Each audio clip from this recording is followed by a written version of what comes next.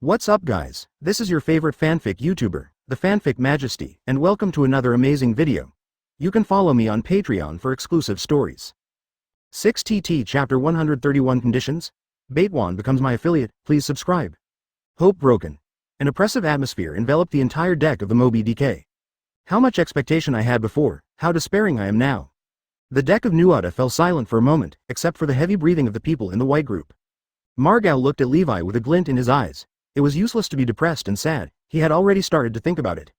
It's true that Levi resurrected people, this has been confirmed, but now it's useless for Dad to drink his blood.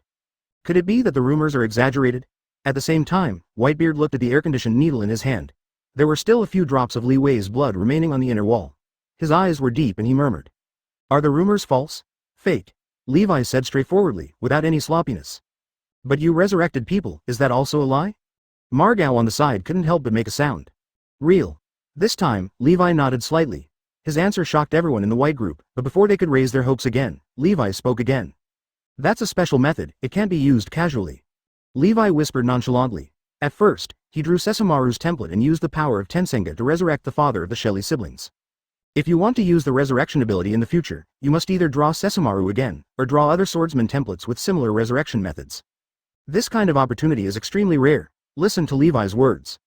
Whitebeard handed the syringe to the nurse beside him and nodded gently. So that's it. He believed that Levi was telling the truth. This was an intuition, and it was Whitebeard's insightful experience accumulated over the years as the Emperor of the Sea. Next moment, Gu la la la la.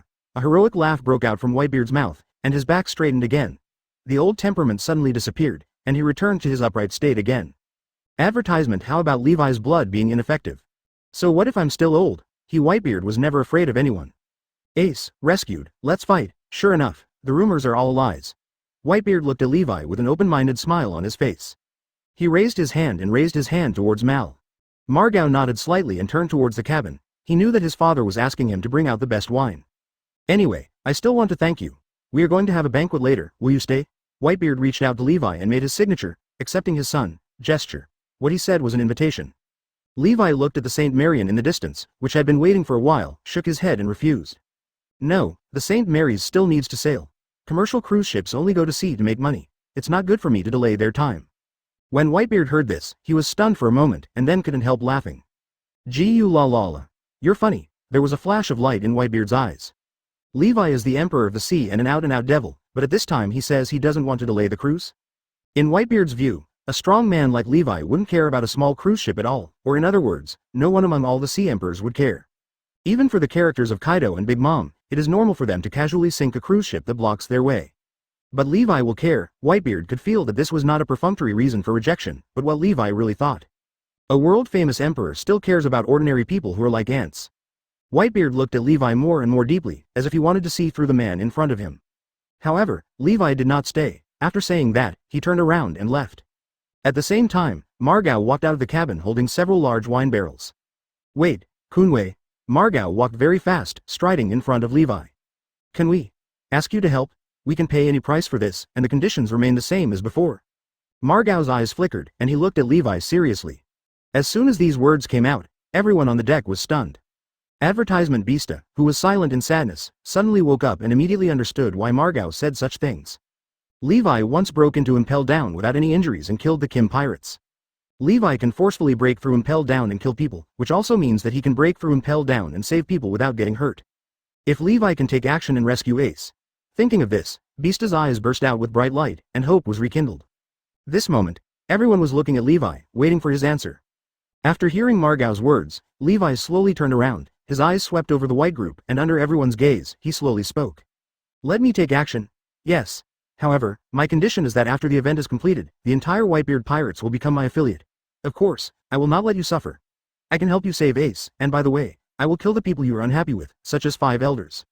Levi whispered to everyone in Baitwan these words that could make the whole world tremble.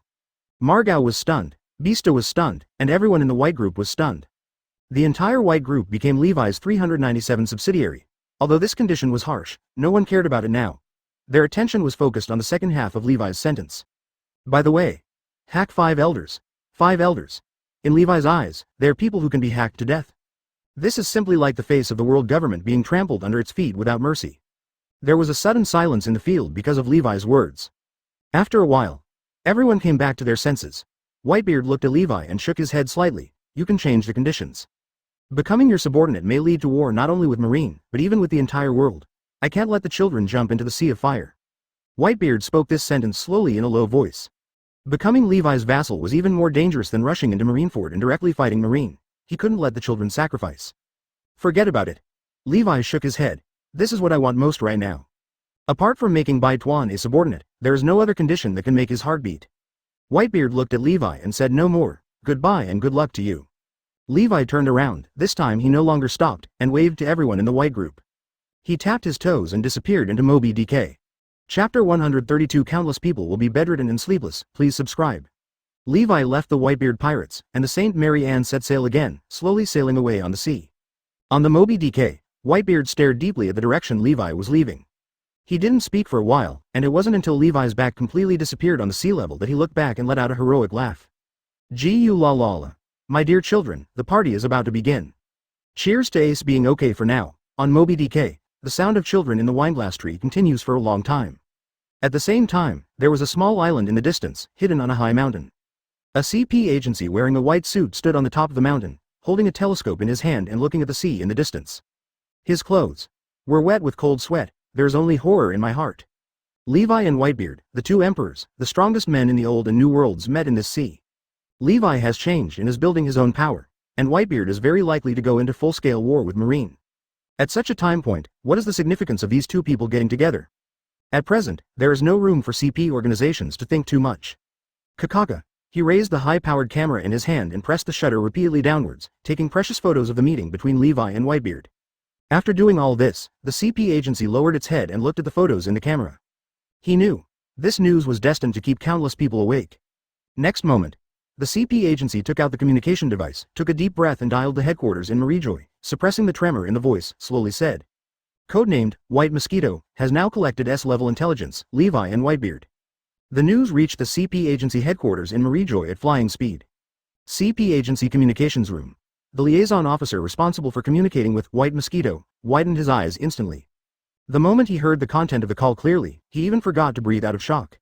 Next second, the liaison officer stood up suddenly and ran towards the location of the five elders as fast as possible.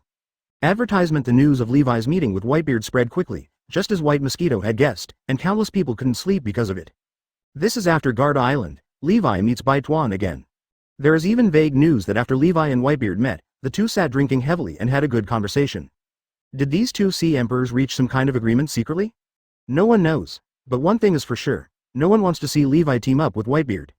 Once the two sea emperors, the strongest men standing at the pinnacle of the times, join forces, the world will be overturned. Time passed and it was already 3 days later. It was early in the morning when the Saint Mary Ann anchored at Spurby Island. Levi, Marion and others got off the boat. He knelt down, rubbed Marion's head, and said softly. This island is Stacy's territory. I have already arranged it for you. No matter what you want to do here, whether you want to live in peace or open a cafe, you will have sufficient security. Thank you. Marianne nodded her little head, and Levi was still rubbing her head. Levi looked at her calm look and couldn't help but smile. At first glance, Marianne's expression does look a bit like his own. Sometimes when looking at her, Levi feels like he's looking in the mirror, as if he's seeing 10 replicas of himself. At this moment, several subordinates in black suits walked up. They all lowered their heads and spoke respectfully to Levi. Master Levi, welcome to Spurby Island. This is the Queen's private phone number. The Queen asked us to transfer it to you. With that said, one of the subordinates took out a phone bug that looked somewhat similar to Stacy and handed it to Levi. Good. Levi took the phone call and nodded to them. This was the person he asked Stacy to arrange, and it was also to pick up Marion and the others to settle down. Marion, just follow them and everything will be arranged. Levi removed his hand from Marion's head and said with a smile. My promise is always valid. If you are willing to be my sister, you can contact me through Stacy at any time. Good. Marion nodded again. The expression on her face was very calm, but she was too immature, and instead looked cute. Thank you for your care. Valentine, Two Fingers, and Christmas stood behind Marion and bowed to Levi one after another. After spending this time together, although they were still a little scared of Levi, they also knew that Levi really took care of Marianne, and they were also benefited from it. Levi, goodbye.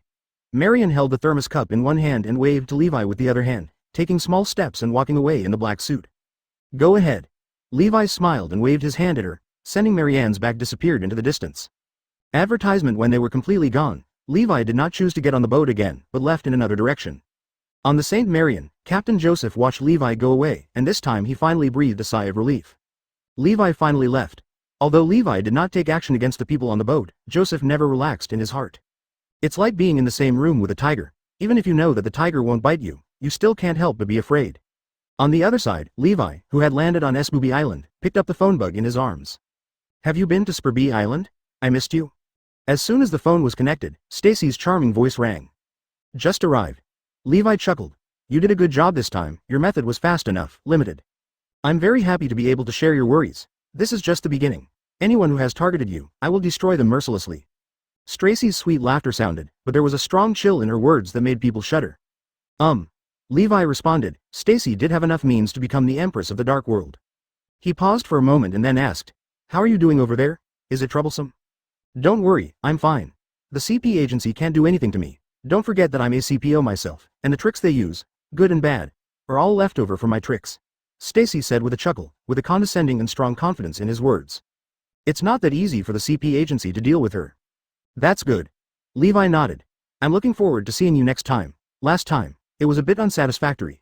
Stacy suddenly chuckled coquettishly with a strong hint of provocation. This is really a deadly woman. Levi couldn't help but shake his head and laugh. He smiled and said, see you next time. After saying that, Levi hung up the phone and put the phone bug in his pocket. And at this time, there were bursts of cheers from the tavern ahead. Come on, Captain Bonnie is going to win. Only one bite left, the last bite. Levi looked at the tavern with his deep eyes, and then he chuckled softly. It seems that something interesting has happened. Thinking to himself, Levi walked towards the tavern. Chapter 133. Invitation from Ren 2, Bonnie for a drink, please subscribe. Sri Lanka Tavern. This small-looking tavern was packed with people, and everyone looked enthusiastic and excited, cheering crazily. In the center, surrounded by people, there were 3 large tables, which were filled with as much food as a small mountain, ranging from meat to fruits, wine, and vegetables. The most eye-catching thing was that on the middle table, a young woman with long pink hair and overalls sat rudely on the table. She picked up a wild boar leg that was bigger than her head and stuffed it into her mouth. She actually ate it in 2 or 3 bites, with no sign of bloating on her smooth lower abdomen. Come on, Captain Bonnie, it's just a little bit close, the last bit, kill them, and you will win the 37th offline Grandmaster competition.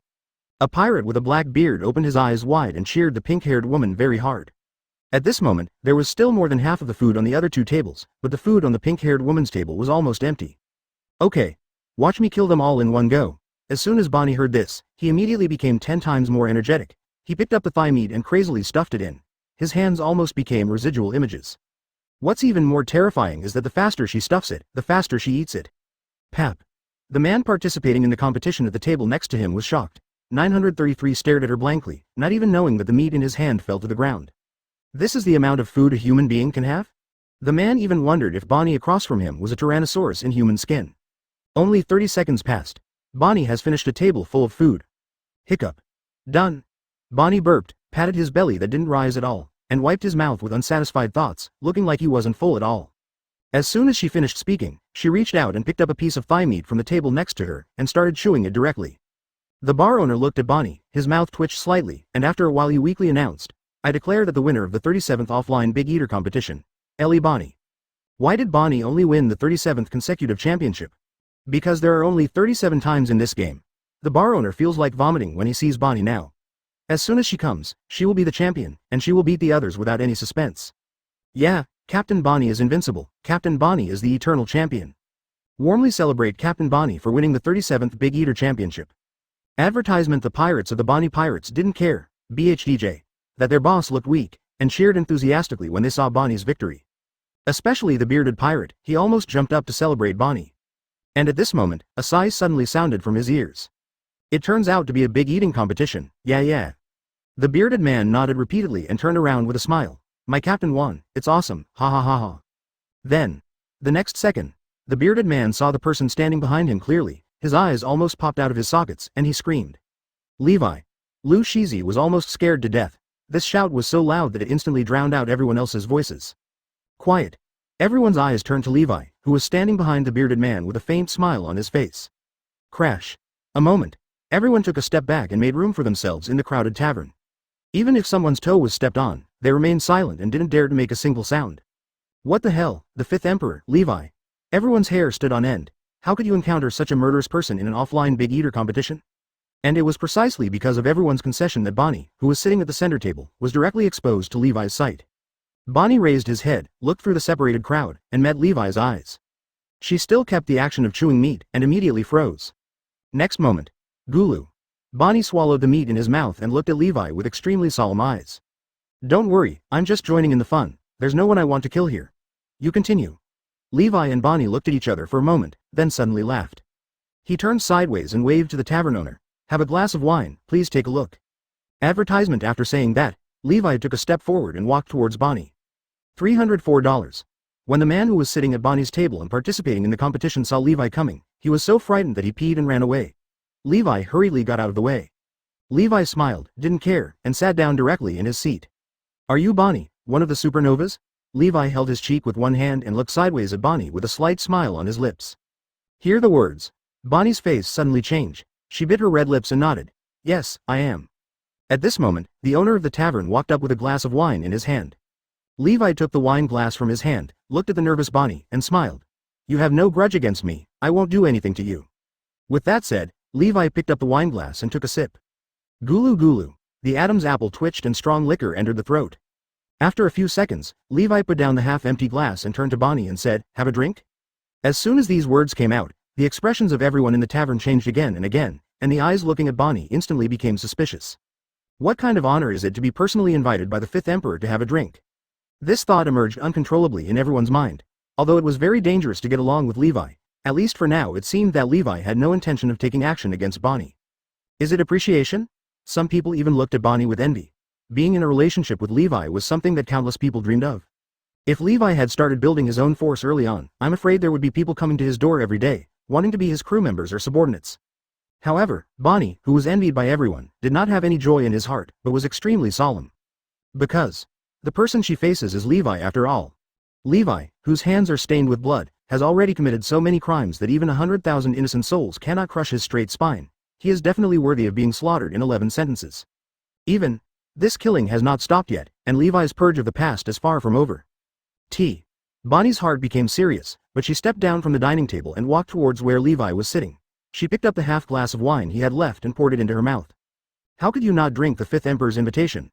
Bonnie drank the liquor in one gulp, wiped his mouth, and looked at Levi with a pair of eyes, showing that he was no less heroic and courageous than a man. Chapter 134. Transaction. Taking Bonnie under his command, please subscribe. Looking at Bonnie drinking boldly, Levi smiled and waved to the trembling boss standing next to him. Boss, please bring some more wine and appetizers. Yes, yes, yes. The tavern owner nodded hurriedly, bowed, and ran away. Bonnie didn't do ink, so he moved a stool and sat across from Levi. He looked at Levi with his eyes, but there was still a faint vigilance in the depths. The owner of the tavern moved quickly enough, and within 2 minutes, he quickly walked out with some side dishes and fine wine. Bonnie picked up a bunch of pickles, looked at Levi twice, and then ate it nervously. Levi glanced at Bonnie's belly. Even though he won the championship in the Big Eater competition, there was still no change at all. If this woman were in her previous life, she would probably make all foodies jealous to death. I can eat better than anyone else, and I'm not fat at all. Even Levi himself has to envy this ability. This can only be said to be a gift, and you can't learn it even if you want to. Levi held up the wine glass with one hand, and this time he just took a sip. I have seen other supernovae. Did they invite you to kill me last time? As he spoke, his dark eyes fell on Bonnie, with a slight smile on his lips. As soon as these words came out, everyone present felt a chill and couldn't help but shudder, especially Bonnie's crew members, who felt their hearts twitching. They all know that Levi slaughtered most of the supernovas. They actually attacked and killed Levi, angering the 5th Emperor so much that his blood dyed the sea red. And now, Levi mentioned this matter to Bonnie again, and the crew was afraid that Bonnie would make a wrong answer, which would trigger Levi's thunderous attack. Bonnie grabbed a piece of bread, threw it into his mouth, and said vaguely, "Invited, but I didn't agree." She had completely let go and said this without any concealment. The reason is very simple. If Levi really wants to kill her, her head will have branched out. This is Levi's character, and he will never be sloppy in doing things. This is also directly brought about by Levi's absolute strength. For him, killing Bonnie is too easy, and there is no need to go through many twists and turns. But Bonnie thought so, but others didn't. Everyone present was frightened when they heard Bonnie's unabashed answer. "Bonnie, aren't you afraid of offending Levi?" And her crew members were even more terrified, with goosebumps coming out, fearing that Levi would kill with his sword in the next second. However, this did not happen. Levi listened to Bonnie's answer and smiled slightly. Sure enough, a pirate who can become a supernova must have good character. Advertisement. Levi put down his glass and asked with a chuckle, "Why reject them?" Bonnie opened his mouth wide, swallowed a whole apple in one gulp, and said with a sideways look, "Guess. Don't you want to die in my hands?" Levi broke off a peanut and threw it into his mouth. Hear the words. Bonnie nodded. "You guessed it, I'm afraid of death." She had stopped eating, but looked at Levi seriously. "They all want to kill you, and each one of them is so confident that they can escape from you even if they can't deal with you. I don't. Their confidence, no, to be precise, it's arrogance. And at the end of the day, I don't want to kill you. I'm not interested in becoming famous. I'm only interested in eating and drinking." At this point, Bonnie paused slightly. "There are some other things." Hearing Bonnie's words, everyone else in the tavern was stunned. Only then did they understand that this was the reason why Bonnie was absent from Supernova. So, where is Rexa? Everyone couldn't help but think about this issue. Levi glanced at Bonnie and suddenly said, "Anything else you're interested in? Bears?" As soon as these words came out, boom, Bonnie stood up suddenly, knocking the stool to the ground. She stared at Levi with eyes full of shock and disbelief. "Levi," said the bear. She never expected that Levi would directly say the name of the bear just by mentioning it casually. Levi looked at her expression and smiled. "It seems I guessed it right again." Bonnie wouldn't believe this. There are so many things in the world, why did he guess the bear? Her face was solemn as never before. She looked at Levi and said solemnly, "Why do you know?" As soon as these words were spoken, Bonnie suddenly thought of something in the next second. Levi once had contact with the Revolutionary Army. Did the dragon tell Levi? Bonnie frowned. Shang was her father. Only a few people knew about this relationship, and Long, the leader of the Revolutionary Army, was one of them. "Please give me flowers, that's not important." Advertisement. Levi shook his head. "You really want to save No, right?" Before Bonnie could speak, Levi spoke again. "How about I help you rescue the bear and you become my subordinate?" Levi values Bonnie. There is absolutely no problem with this woman's character. She once took the risk of offending the celestial dragons to rescue Zoro. From this alone, we can see that she has a kind nature. To be honest, with Bonnie's temperament, he was not born to be a pirate. It is this character that Levi values, at least this way he won't worry about being stabbed in the back. Now he wants to form his own force. Bonnie is powerful and has a good personality, so there is no reason not to take him under his wing. Although Bonnie is not important enough for Levi to take the initiative to look for him, but he happened to meet him this time, there is no reason not to try. Zero. Hear the words.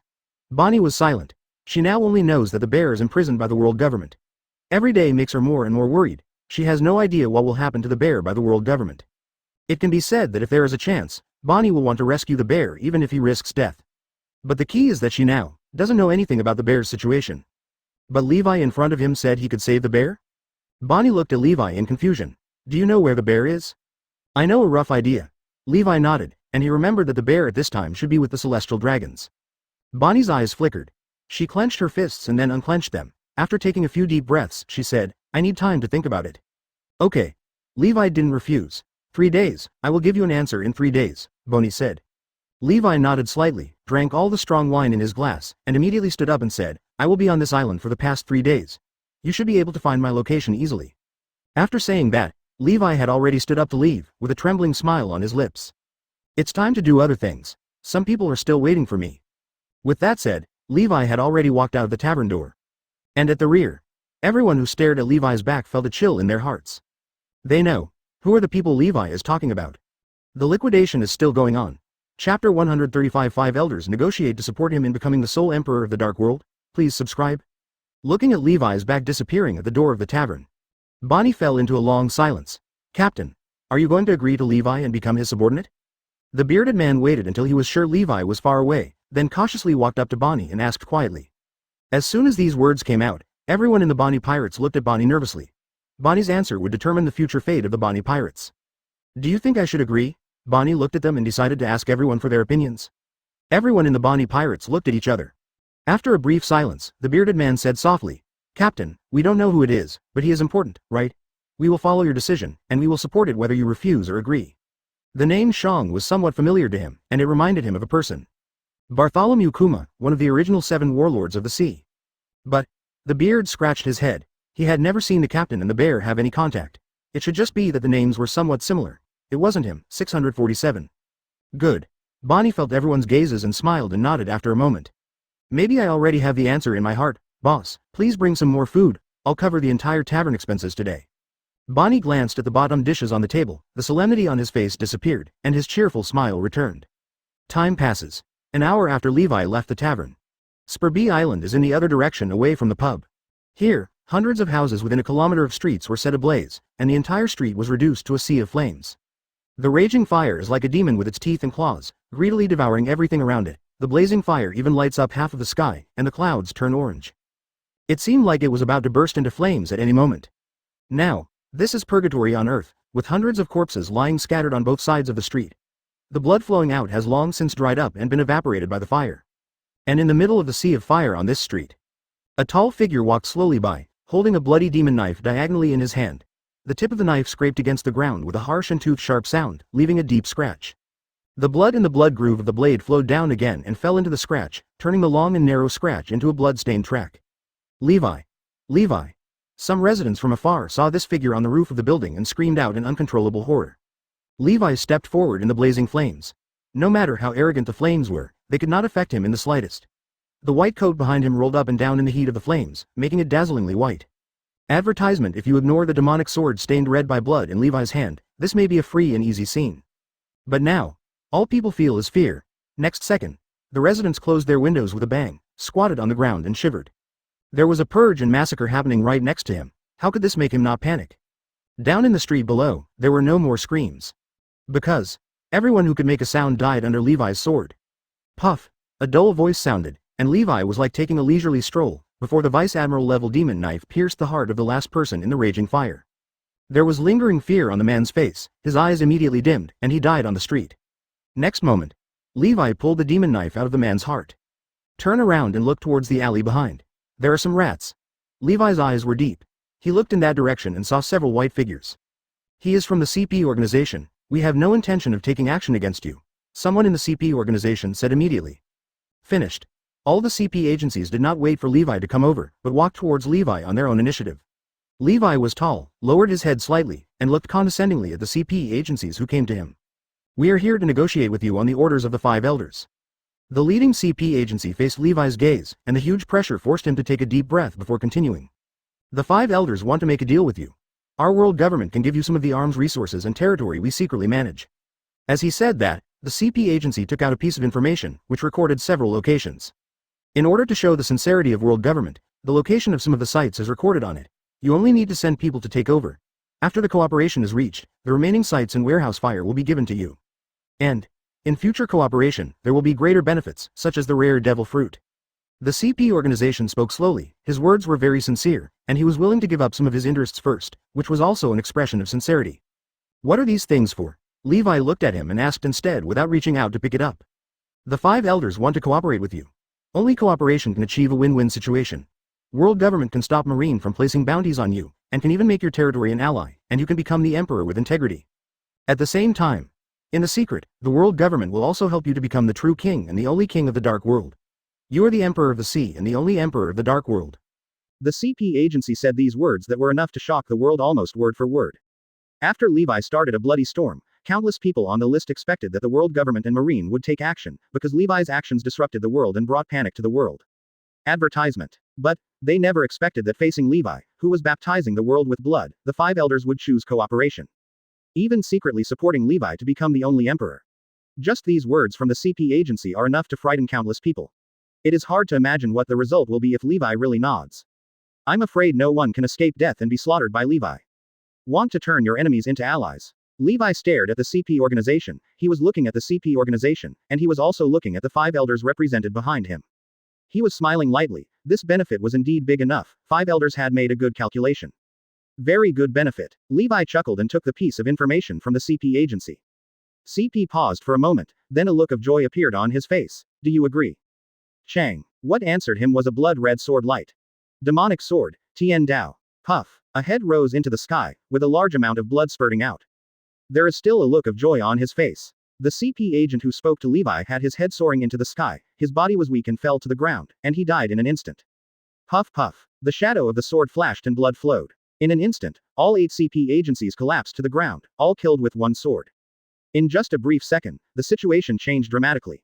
Of all the CP organizations, only one is still standing.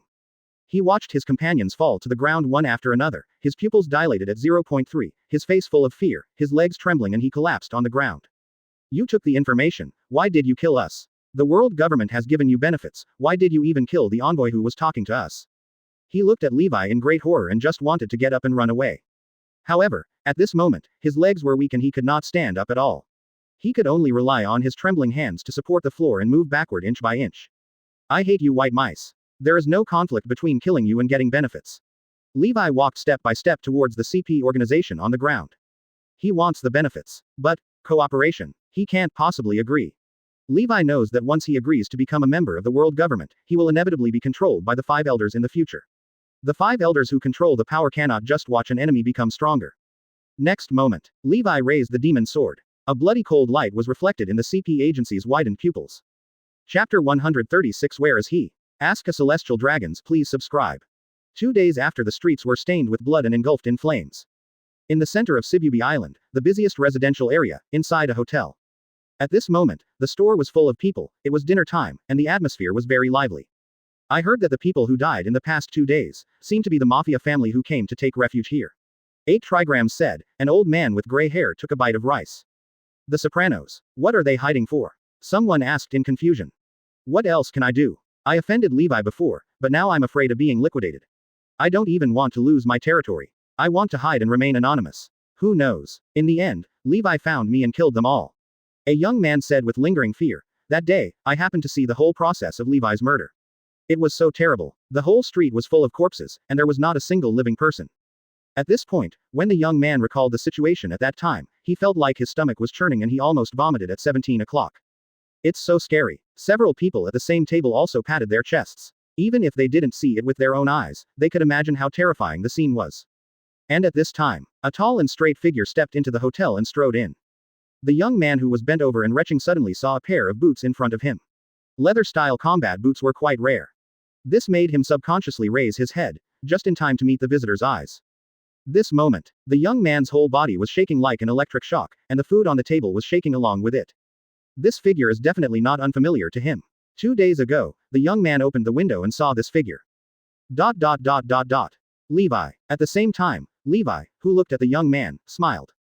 The young man seemed to be frightened, his face turned pale instantly, and his whole body seemed to be frozen, and he stood motionless in place. Levi ignored him and went straight to an empty table in the store and sat down. Boss, let's order some food and wine, everything will be as usual. After Levi sat down, he spoke skillfully and greeted the boss. Okay. The boss quickly came out of the kitchen and brought out some snacks and malt wine.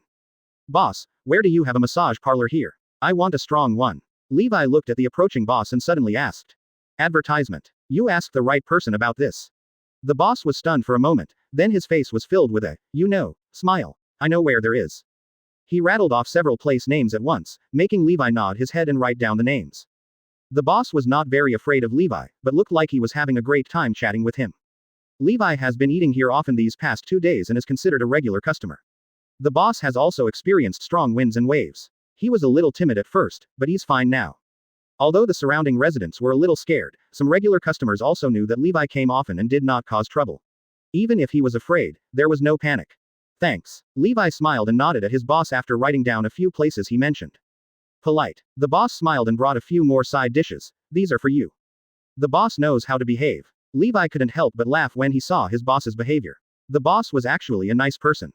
Eat slowly. The boss smiled and walked away. Just as he left, another figure walked in outside the hotel door. It was Bonnie. Behind her, there were many pirates and subordinates. Levi raised his eyes slightly and looked at Bonnie. He smiled and said, 3 days haven't come yet. Have you made your decision? It's decided. Bonnie walked over to his table and sat down generously. Okay, what's the decision? Levi took a sip of wine and looked at Bonnie and asked softly. After a brief pause, Bonnie and Levi looked at each other and said 2 words very seriously. Captain. As soon as Bonnie said this, all the subordinates behind him also bowed to Levi and shouted, Captain. This move already represents Bonnie's answer. Seeing this, Levi smiled slightly. Advertisement. This seems to be the first time someone calls me captain, right? Levi doesn't know how his power will develop in the future, but at least at this moment, he feels a brand new experience. Being a captain seems not bad. Let's all eat together, I'll treat you to this meal. Levi gathered his thoughts, pointed to the food on table mountain, smiled and said to Bonnie and others. Okay. Long. When Bonnie heard this, a cheerful smile appeared on his face and his eyes narrowed. Behind her, a group of pirate subordinates were also smiling brightly. About half an hour later, after Levi and Bonnie finished eating, they got up and went to settle the bill with the boss. By the way, I almost forgot to ask you something. Do you know how to massage? He walked back after paying the bill and suddenly asked Bonnie this sentence seriously. It costs 810 to go to a massage parlor. If you know how to do it, you can save this money. As my subordinate, you can still learn massage. Levi threw his wallet into his pocket. Although he was wealthy, this did not prevent Bonnie from creating value. Before Bonnie could speak, the group of rough guys behind her immediately shouted, "Yes. We will quickly learn to massage and let the captain relax. Just say goodbye, it's better to let the girls come," Wei Ren said without laughing. As soon as these words came out, these guys all laughed, looked at Bonnie, then looked at Levi, with a, smile on their faces. At first glance, they looked somewhat similar to the restaurant owner. "Okay, I'll learn," Bonnie nodded. After saying that, Levi had already stood up and walked towards the outside of the store, and Bonnie and others immediately followed closely behind. When he came to the store, Levi was still alone. But now that he is leaving, dozens of people are already following him, each with a burly figure walking on the street, his tough temperament still exuding. Vaguely, there were whispers. "Do you know where he is?" "Easy, ask one of the celestial dragons." Chapter 137. The sword slashed the warship, and the poisonous fog enveloped the Tianlong ship. Please subscribe. It has been 3 days since Bonnie joined Levi. The second half of the Grand Line, somewhere in the New World. The Bonnie pirates are riding the wind and waves, sailing quickly through the blue sea. Levi stood on the bow of the ship, looking toward the distant sea with his deep eyes. At this moment, before his eyes, a high bronze wall that others could not see was changing from nothingness to reality, so huge that it towered into the clouds.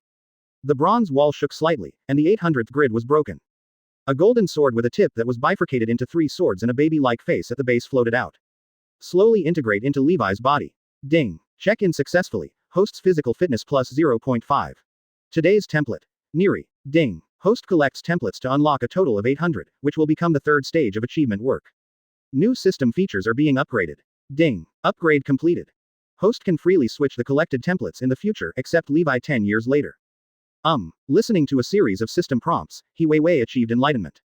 According to this new function of the system, he can freely choose and use the templates he has extracted before. Doesn't this mean Sesshomaru can do it too? This made Levi think of the previous meeting between himself and Whitebeard, and he suddenly burst into laughter. He also said before that his resurrection ability was just a special situation. Now it seems that that is no longer a special situation, and I can switch to the Sesshomaru template at any time. While Levi was thinking, Bonnie's voice came from behind him. "What are you going to ask the celestial dragons?" Bonnie walked up slowly and brought Levi back from his thoughts. Levi turned back, glanced at her, and smiled. "It's easy to ask, as long as." And just as Levi's words came out of his mouth, in the distance, on the sea is surging, and a big ship is approaching. Its hull is huge, with 2 main colors of gold and white, showing luxury and wealth. The sail flag has a huge world government logo printed on it. Next to the big ship, 3 heavily armed warships escorted it like stars over the moon. The dark gun barrel stretched out from the hull of the warship, revealing a chilling coldness. Wherever the fleet passed, no pirate ship dared to approach, and they all retreated 3 feet. Advertisement. Because this is the world government's ship, the Celestial Dragon's ship.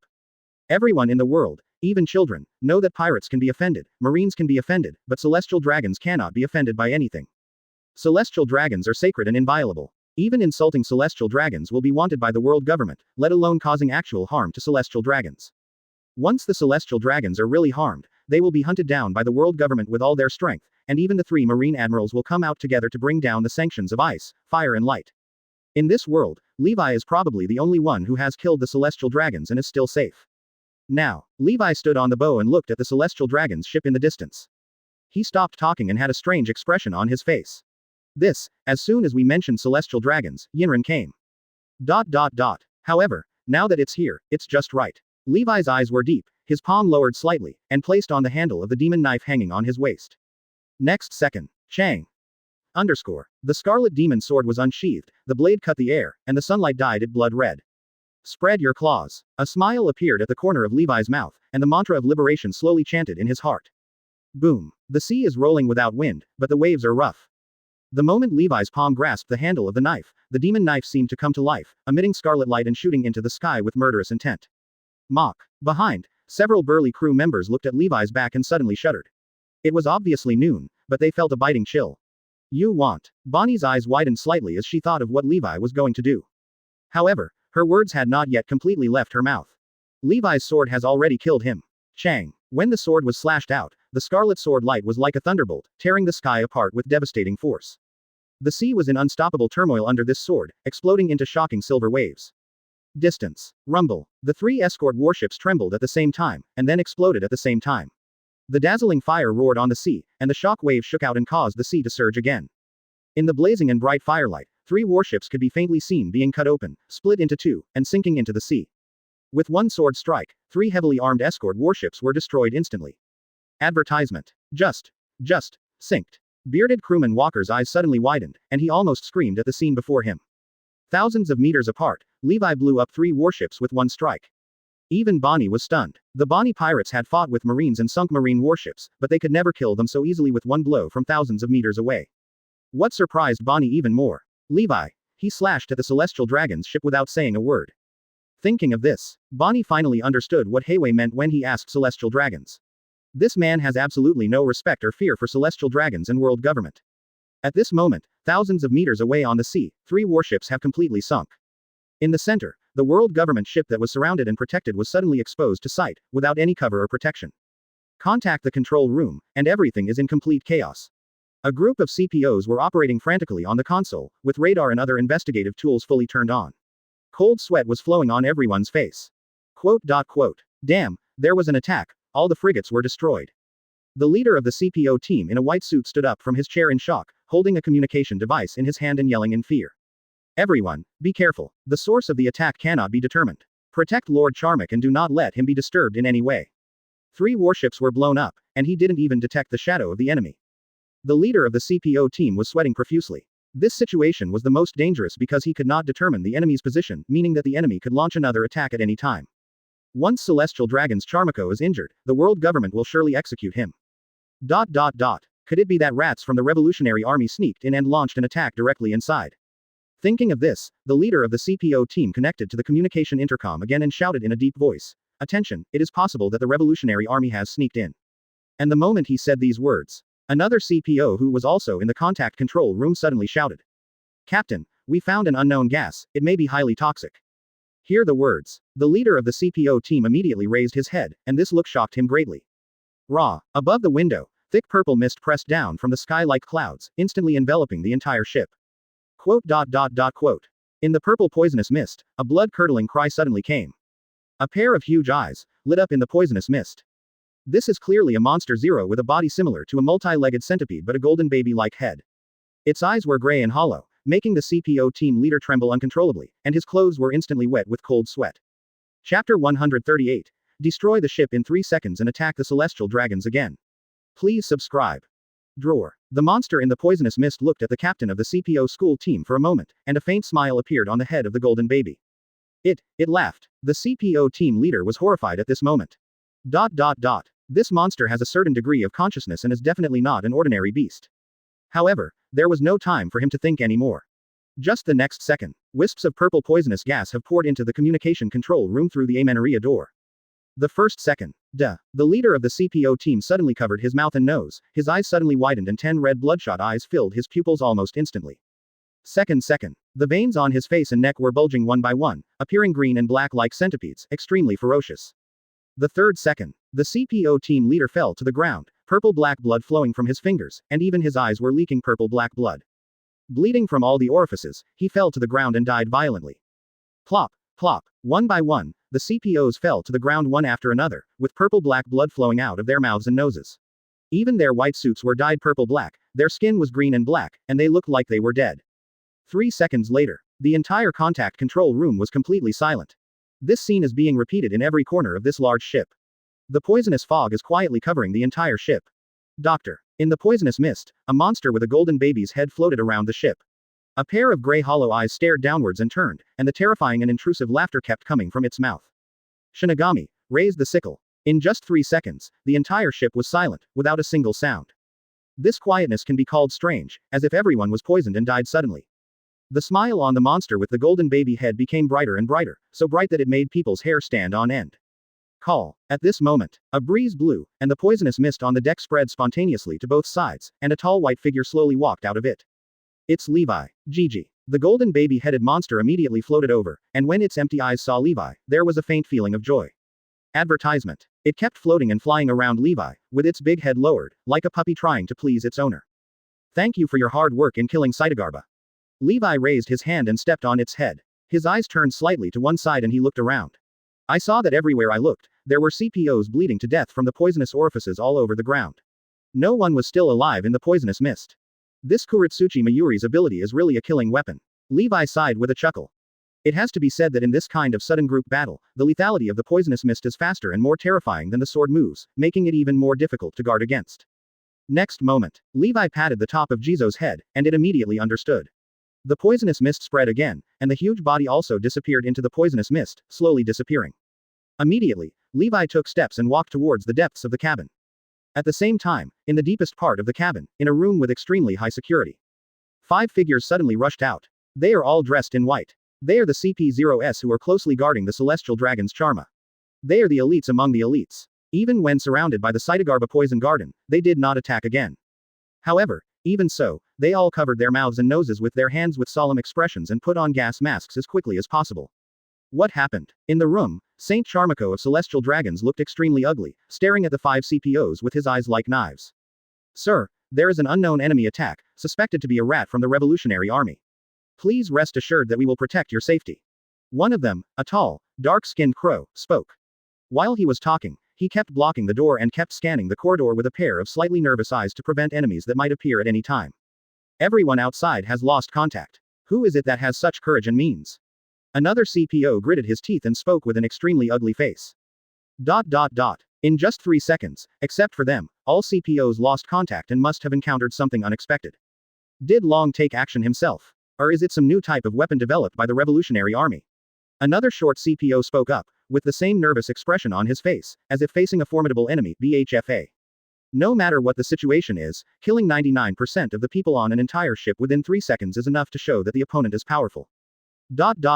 This trip to escort Charma Kushung may be in trouble. Who on earth has the courage to target even the celestial dragons? Lord Charmak, please follow us, we are leaving here in a lifeboat. The dark-skinned CP0 tightly covered the gas mask on his face, and immediately turned around and spoke to Sol Masi in the room. It's not safe to stay here for a second longer, you must evacuate as soon as possible. UB ************, D, who on earth has the courage to even touch the majesty of celestial dragons? Charma Kushung stood up from the sofa with a look of displeasure on his face. He didn't panic much, but because someone dared to attack. Angry at oneself. The celestial dragons are supreme, how could anyone dare to take action against them? No matter who it is, I want you to kill the intruder. If you can't do it, you should die first. Charmako spoke to the 5 CPOs arrogantly, without any sense of urgency or crisis. The dark-skinned CPO almost wanted to curse. Advertisement. The situation was so urgent, how could Saint Chalmok still want them to kill the intruders? Whether everyone can survive or not is a matter of opinion. And at this time, 6467. Muffled footsteps suddenly resounded from the other end of the cabin corridor. The sound of footsteps immediately made all the CPOs tense up. ... The intruder is coming. Almost at the same moment, they looked towards the location where the footsteps came from. Levi. With just one glance, the dark-skinned CPO screamed. The person who walked out of the corridor filled with poisonous mist was none other than the 5th Emperor Levi. Who are you? Saint Chalmok's eyes widened, and then his eyes turned red, and he shouted angrily at this moment. You be *****************, D, you killed the celestial dragons in Sabaody Archipelago, and you dare to attack me this time. If you violate the dignity of celestial dragons again and again, you deserve to die. As soon as these words came out, Levi made no move. The 5 CPOs all stared with wide eyes already going crazy. Some people even wanted to rush up and block the mouth of Saint Charmak. They never expected that Charma Kushung would dare to provoke Levi. The moment they discovered that the intruder was Levi, the first thought that came to their minds was to fight Levi the snake. But now, Charma Kushung dares to take the initiative to provoke Levi. The Emperor of the Sea must not be provoked, especially Levi, the most powerful wasteland nowadays. Levi was scolded first, how can we negotiate? Phi. The dark-skinned CPO suddenly looked at Levi, and he wanted to speak to remedy the situation. And at this moment, his face was covered with horror. Levi has appeared quietly in front of him. Those eyes were dark and deep, without any emotion at all. Next moment, a big hand covered the CPO's face. Gulu. A creepy gushing sound of liquid was heard on the CPO's face. Under everyone's horrified gaze, this CP0 slowly turned into a puddle of viscous liquid. Thousands of words updated. Advertisement Chapter 139. Unexpectedly, the Commander-in-Chief of the entire army arrives. Please subscribe. Within a brief second, an elite among the elite CPOs, a strong man who personally protects the celestial dragons. It turned into a puddle of extremely disgusting thick water, bubbles rolled on the ground, and exuded a disgusting smell of corruption. This has to make the remaining 4 CPOs tremble. Levi can kill people instantly and become invisible just by pressing the palm of his hand. Thinking of the purple poisonous mist all around, everyone took a half step back and looked at Levi with fear in their eyes. This is an extremely difficult ability to deal with, and it is impossible to guard against it. Even the arrogant Saint Chalmuk widened his eyes at this moment, and a timid look flashed across his pupils. The short CPO hurriedly persuaded. Levi, what exactly do you want to do? What conditions can you offer? There is no need to break up. He hadn't finished saying this sentence for a moment. Levi's right hand suddenly raised and moved gently in the air. Gulu. A huge blister suddenly appeared on the CPO's face, covering his entire face. There seemed to be some kind of pus squirming inside, which was so disgusting that it made people feel sick to their stomachs. No. His eyes widened suddenly, and the blisters even blocked his sight. Boom. The next second, the blisters exploded, pus splashed everywhere, and the CPO's head also exploded. The 3 CPOs around were unable to dodge, and black smoke suddenly erupted from the skin touched by the thick water. They stared at their bodies in horror and screamed in pain and fear. It's not that it hurts, it's that they don't know what will happen to their bodies in the next second. Next second. Quote. Weird sounds rang out from the bodies of the 3 CPOs. Under their horrified gazes, something seemed to exist under the skin. It squirmed strangely, and blisters broke open and grew out one by one. They are exactly the same as the blisters that appeared on the body of the CPO whose head exploded earlier. Levi, spare your life, I will promise you whatever you want, don't kill me. There was a CP0 who knelt on the ground in horror, grabbed Levi's ankle, and begged in fear. However, Levi was unmoved. His eyes were staring straight at Charmaine in the room, without even shifting his gaze in the slightest. The next second, the painful screams disappeared. The blisters proliferated like fungi at a crazy speed, covering CPO's body. Advertisement. Boom. Immediately afterwards, the blisters burst, and all 3 of them turned into a pool of pus that exuded a putrid smell. Click. Levi stepped across the ichor in one step and stepped into the room, a pair of black eyes staring at Saint Charmaine quietly. You, are you crazy? A look of panic appeared on Saint Chalmuk's face, and he couldn't stop retreating. At the moment when all the CPOs were killed and he had to face Levi head-on, Charma Kushung finally felt scared, the arrogance on his face disappeared, and only the color of fear filled the air. Levi glanced at the oxygen mask on Charmako's head. The products from celestial dragons are indeed high-end products, and can even withstand the poisonous fog that kills Saitagarba. Don't come over. We can discuss what benefits you want. Charma Kushung looked at Levi, who was still approaching, and sat down on the ground. I can't even pick up the flintlock for self-defense.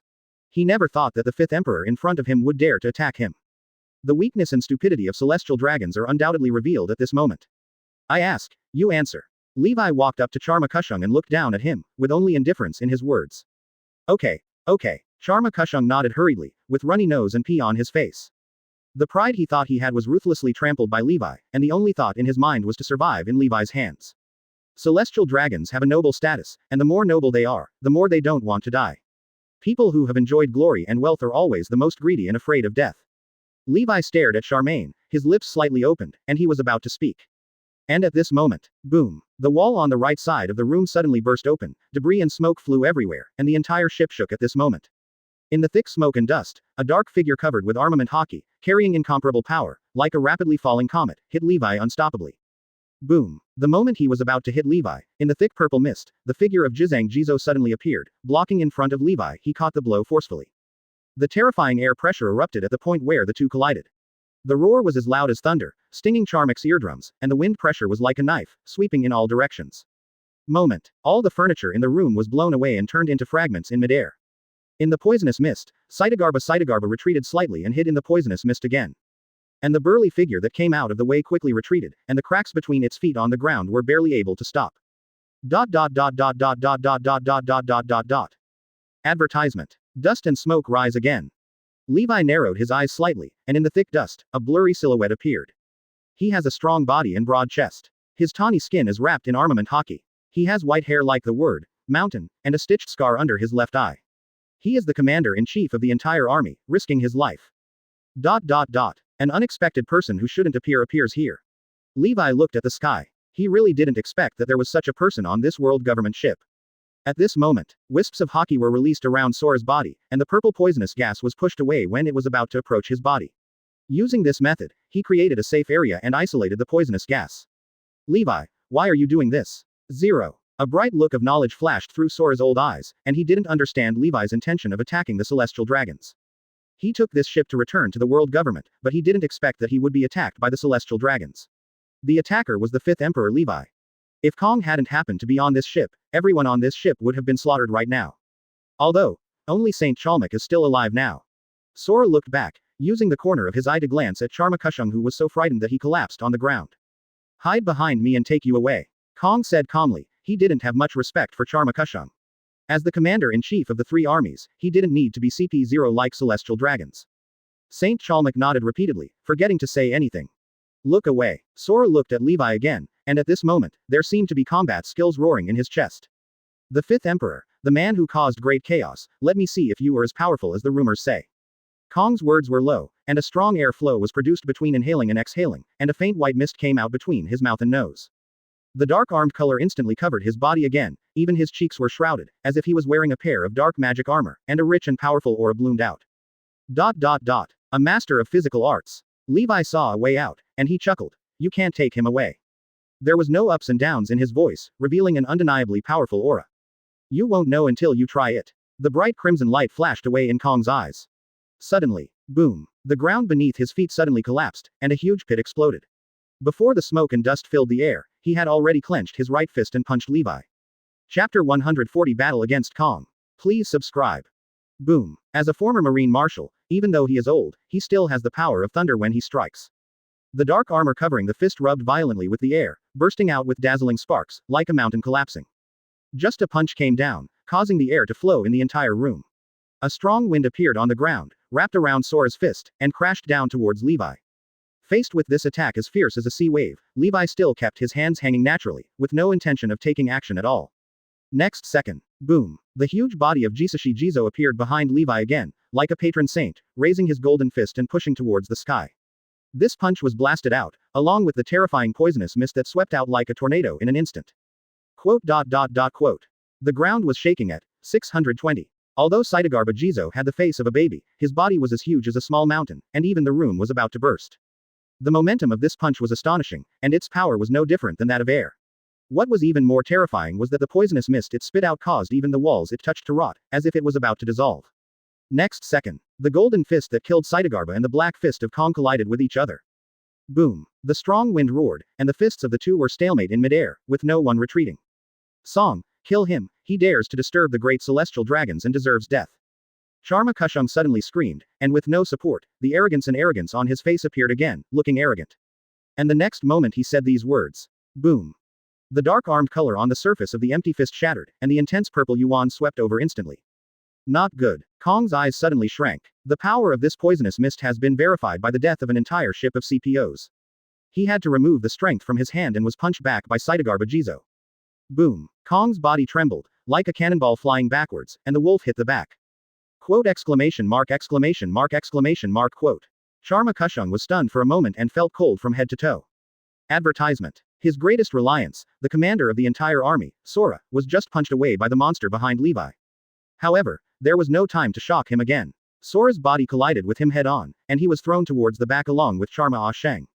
Boom. The tall wall behind was shattered on the spot, and Sora's body showed no tendency to stop, smashing through 3 or 4 rooms, directly breaking through the hull of the ship, and flying into the air. His body was thrown away and even about to fall into the sea. And at this critical moment, dong dong, Kong inhaled violently, and his heart beat violently in his chest, making a powerful roar of blood. Mopei's power suddenly burst out from his old body, his muscles swelled and bulged, and his feet crushed a lot of air in the air. Sora stepped on the moonwalk, stabilized his body, and stopped just before falling into the sea. In his hand, he still held Saint Charmaine. At the moment when he was blasted away, Kong forcibly changed the direction of his body, grabbed the collar of Charma-Kushung, and protected him from the front, so that he would not be smashed into pieces by the huge force. Are you okay? Kong's face was facing the world government ship with a big hole in the distance, and he asked Saint Charmok without looking back. No, it's okay. Charma-Kushung replied tremblingly, his face pale. Kong didn't speak anymore, his expression extremely solemn. There was a bright observation hockey in his eyes. It can be clearly seen that in the large hole opened in the hull, Levi, covered in purple poisonous mist, is slowly stepping out, floating easily into the air, and stepping into the sky step by step. Behind him, the huge Jisashi Jizo stared at Sora, with a pair of empty eyes, filled with amusement. Saw this scene. Kong became more solemn, his right fist was trembling slightly, and the skin on it was already purple and black. Even though he had just taken the initiative to retreat, he was still infected with a dozen poisons. If Kong's strength was not far superior to those of CPO, I am afraid that it would have been dissolved into a pool of poisonous blood at this moment. Song, give him to me. Levi stepped on the sky and walked towards Kong step by step. A huge pressure came instantly. Kong's pupils suddenly shrank. From Levi's words, he felt the unquestionable joy. Advertisement. There is no turning back. Levi must control Saint Charmik. What exactly did you do and why did you provoke him?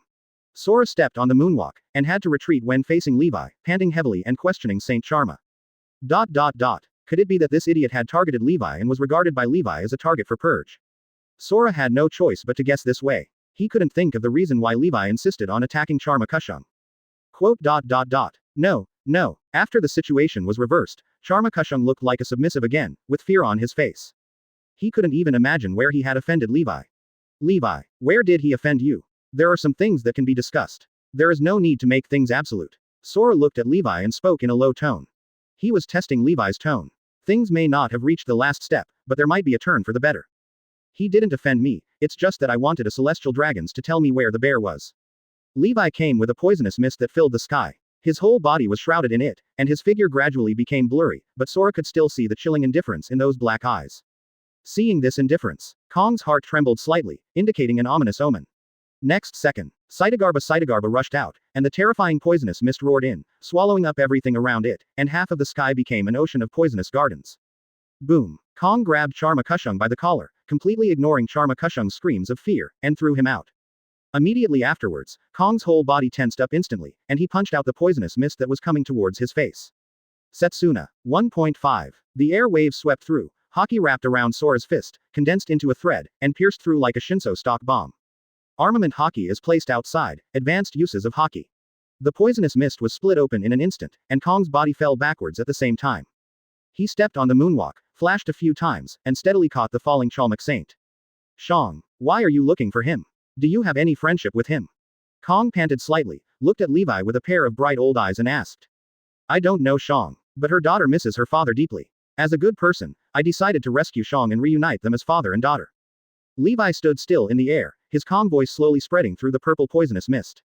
Gigi. The killing Saitagarba monster smiled, carrying the boundless poisonous mist, and the mountain-like body crashed out again, striking horizontally into the air. Chapter 141. Give Kong a young man and make him a puppet. Please subscribe. Be a good person. Sora didn't believe Levi's words at all. If he were a good person, there would probably be no murderers in the world. At this time, boom, Saitagarba had crashed over, spitting out purple dew that covered the sky and the sun. The poisonous mist condensed into drops of viscous venom and fell into the sea. Suddenly, the sea trembled and bubbles rolled up. The fishy wind and poisonous mist hit his face, and the eyes of Charma Kushung, who was being carried by Kong, widened. A strong sense of crisis instantly enveloped his whole body, causing him to tremble uncontrollably and shout in panic. Don't stop. If you want to know the location of the bear, I can tell you. If you let me go, I will tell you. As soon as these words came out, an indifferent laugh followed. Let you go. Impossible. In the purple poisonous mist that filled the sky, Levi's eyes were indifferent, with a chilling smile on his lips. There was no pause in killing Saitagarba. The golden fist was clenched, and the poisonous mist filled the sky to kill him. A bright light like a shooting star erupted from Kong's eyes, and his fists covered in dark armor charged forward brazenly. Boom. The two collide. The force suddenly broke out, forming an upcycling airflow like a tornado, tearing in all directions. The momentum was so terrifying that even the white clouds in the sky were washed away. One blow. Once empty. Retreat again. OF. He retreated a full 1,000 meters before he could stop. His arms were shaking even more violently, and his chest was like an old bellows, rising and falling continuously with bursts of shouts. Sora, save me, don't let him hurt me. When Charma Kushung saw that Levi had no intention of letting him go, there was only a look of horror on his face, and his whole body was trembling. No. Kong responded solemnly, the expression on his face was extremely ugly. Save Charmaine. Sora doesn't have the slightest certainty. Levi is so strong. He didn't even really make a move, he just killed Saitagarba and sent Sora backwards again and again. Sora knows deeply. What is revealed in front of you is just the tip of the iceberg of Levi's strength. It's me who's getting old. Advertisement. Kong took a deep breath, forced his body to stabilize, and had to whisper softly. If I had been at the peak of my youth, I would never have been beaten as overwhelmingly as I am now against Levi. The poison that kills Saitagarba has begun to take effect. The huge consumption of physical strength made Sora finally unable to completely suppress the toxicity, and his nerves were temporarily paralyzed by the stimulation of the poison. My vision also became blurry in an instant. And just the next second, Sora's eyes suddenly widened. He suddenly discovered. In the poisonous mist that spread in the sky in the distance, Hiwei's figure standing calmly, disappeared. You really don't accept old age. Levi's chuckle rang in Sora's ears without any warning. Immediately afterwards, laugh. There was a sound of sharp objects piercing flesh. Kong's eyes suddenly widened, and he felt that his back was pierced by something. That thing is a needle. The next second, Sora was horrified to find that the haki on him was fading away, and his whole body seemed to be paralyzed, unable to move at all. Moonwalk was naturally lifted, and the burly body was about to enter the mainland. And at this time, a hand stretched out, grasped Kong's back collar, and lifted him up. It's Levi. What are you up to? Kong turned around with difficulty and looked at Levi, who appeared behind him almost teleporting in a strange way. Don't worry, what I just injected into you is just something similar to an anesthetic. Levi threw away the empty syringe. Kuretsuchi Mayuri, as the scientific madman in Shinigami, and the most powerful scientist in Soul Society, has an endless supply of various scientific research props. It can be said that scientific research props themselves are part of Kuretsuchi Mayuri's abilities. When Levi activates the Kuretsuchi Mayuri template, he not only possesses his abilities, but also scientific research items appear together and are mastered by Levi. However, this thing is a little different next. Levi flipped his wrist. This time, another potion appeared in his hand. Sora's eyes widened. He wanted to break free from Levi's grasp, but the anesthetic made him unable to move at all. It's a pity that you died. Just be my puppet. With a faint smile on Levi's face, he picked up the syringe filled with special medicine. Kong looked at the medicine swaying in the syringe and instinctively felt an extremely unpleasant aura. However, at this moment, he was completely controlled by Levi. I could only watch helplessly as Levi raised his arm and inserted the needle into his skin. Advertisement. The medicine is injected little by little. Since you say you don't accept old age, then I will help you and give you youth. Levi said with a faint smile. Slowly sounded in Sora's ears. Kong Shin's head trembled. This Levi is simply a madman and a devil. Next moment, Sora was completely unable to think, his eyelids gradually closed, his vision disappeared, and he fell into darkness. Levi looked at Sora who had passed out, with a heart-stopping curve at the corner of his mouth. The empty body has begun to change internally. The medicine Levi injected into Sora. It's called a medicine that changes blood composition. It won't be long before Sora becomes a puppet monster with no emotions, completely losing human consciousness, and still controlled by Levi. More importantly, Levi didn't 530 lie to him. Kong's body would return to its peak, even more powerful than before. The only thing that has changed is that the real, empty, is dead. Next moment, Levi's eyes turned to Charmik Saint, who was holding it in his empty hand. His eyes were closed, his face was pale, and he was extremely quiet. This celestial dragons was stunned by Levi at some point. The harvest is good. Levi chuckled. Next moment. He raised his arm and threw Kong and Charmakushung away at the same time. Saitagarba Jizo broke out of the poisonous mist, flew in midair, and caught the two of them firmly with his back. Do it all. Levi's body floated into the air again, flying towards the Bonnie pirates several thousand meters away. At the same time, thousands of meters away, the Bonnie pirates. Oh, the captain is back. The bearded crewman Woe held up the telescope and suddenly shouted. Then his expression suddenly changed, and he said with an extremely terrifying drum sound. Wait, there is a monster behind the captain, and there are two people on the monster's back. As soon as these words came out, Bonnie immediately raised his binoculars and looked. This glance, she was immediately shocked. The person carried on the back of that golden monster. It seems that the commander-in-chief of the entire world government army, Kong, is empty. Chapter 142. Interrogation of Celestial Dragons. Please subscribe. Above the blue sea, Levi has asked Jizo to restrain the poisonous mist, and he is getting closer to the pirate ship. Not only Sora, but also the celestial dragons were captured by Captain Levi. Bonnie held the binoculars and saw clearly the Charmik Saint on Jizo's back. That's the oxygen mask unique to celestial dragons. Make no mistake, this is celestial dragons. From his mouth, there may be a chance to learn about the bear. Bonnie became a little nervous when he was about to learn the news that he desperately wanted to know. Wait a minute, look, there seems to be something wrong with Sora's condition. Suddenly, Walker, the bearded sailor, shouted in confusion. Hear the words. Bonnie also moved his gaze away from Charmakushung and put it back on Sora. This sight made her frown. Kong's limbs are twisting in weird ways, and the skin bulges from time to time, as if something is about to gush out from under the skin. Bonnie paused slightly. Vaguely, she felt an unpleasant aura from Kong's body. At the same time, Levi had already flown over with the Jizo and landed lightly on the deck. Gigi. Saitagarba handed Sora and Charmakushung to Levi. His huge body gradually faded and quickly disappeared. Bankai lifted. Levi held one in each hand and dropped the two of them on the ground casually. Bearded Walker hurriedly came forward holding the rope. Captain, there seems to be something wrong with him. Shall we tie him up? He pointed at the ground where his body was twisted and empty, with some uneasiness on his face. Sora's limbs were twisted into a posture that human joints simply couldn't handle. If this were the case, his bones would have been broken, but Sora was still twisting and twitching. This change is so strange and permeating. No, I injected him with a medicine. Levi shook his head and paused the film before explaining, this change is still expected. Soon Sora's consciousness will be erased and turned into a puppet. As soon as these words came out, everyone present was shocked. No one thought that the strange changes on Kong's body could be caused by this. Puppet, advertisement. Bonnie felt a chill running through his body, and looked at Levi with eyes full of disbelief. A high-ranking figure in the world government and the commander-in-chief of the entire army, Kong. Just like that, Levi's consciousness was wiped out and he became a puppet. This method is absolutely terrifying, and just thinking about it makes Bonnie feel cold all over. Being defeated and killed, ashes will return to dust. As a day when she embarks on the road of being a pirate, Bonnie has already prepared for it, and she will not be afraid. But, to be wiped out of consciousness and become a puppet that can be manipulated at will even after death. Bonnie said she didn't want this to happen to her. This is more terrifying than death.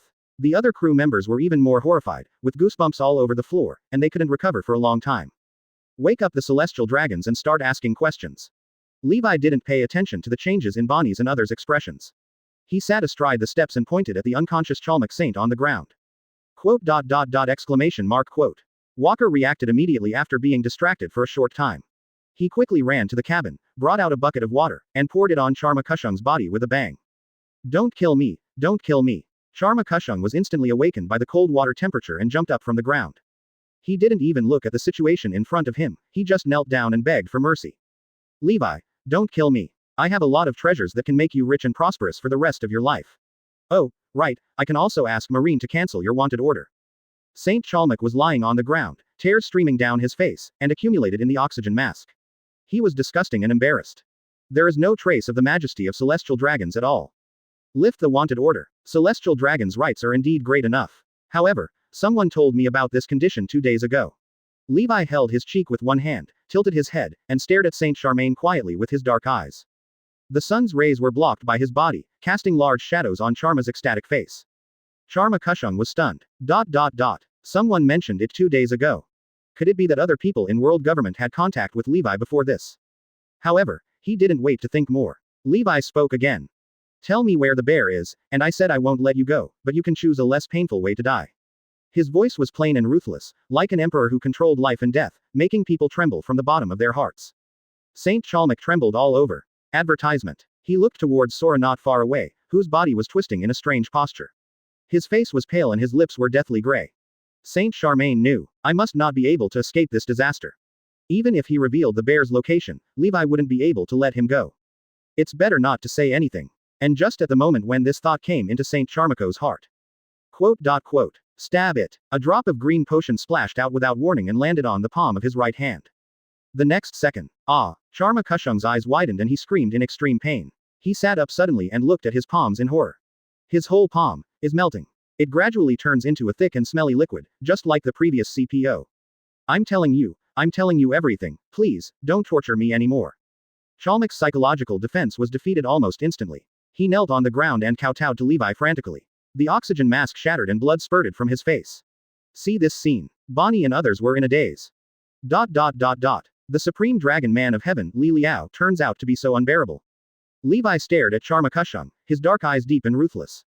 At this moment, Charma Kushung was in an extremely embarrassed state, not hiding behind the CPO and Kong to angrily scold him. This is the saint of Chalmok who bombarded the Sabo, blocking the road with one shot, including men and ships.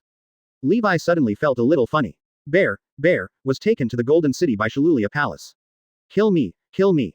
Saint Chalmok knelt on the ground and took the initiative to reveal everything without Levi's questioning. He covered his arm, the pain almost driving him crazy. And just the next second. Okay. Levi nodded slightly. Tisk. By it. A bloodstain appeared on Saint Charmok's neck. The fat body collapsed. The bright red blood flowed out instantly. Chapter 143. Emergency report breaking the Five Elders meeting. Please subscribe. Puff. The fat body of Saint Chalmers fell face down on the deck. The bright red blood slowly spread from his neck and gathered into a pool of blood.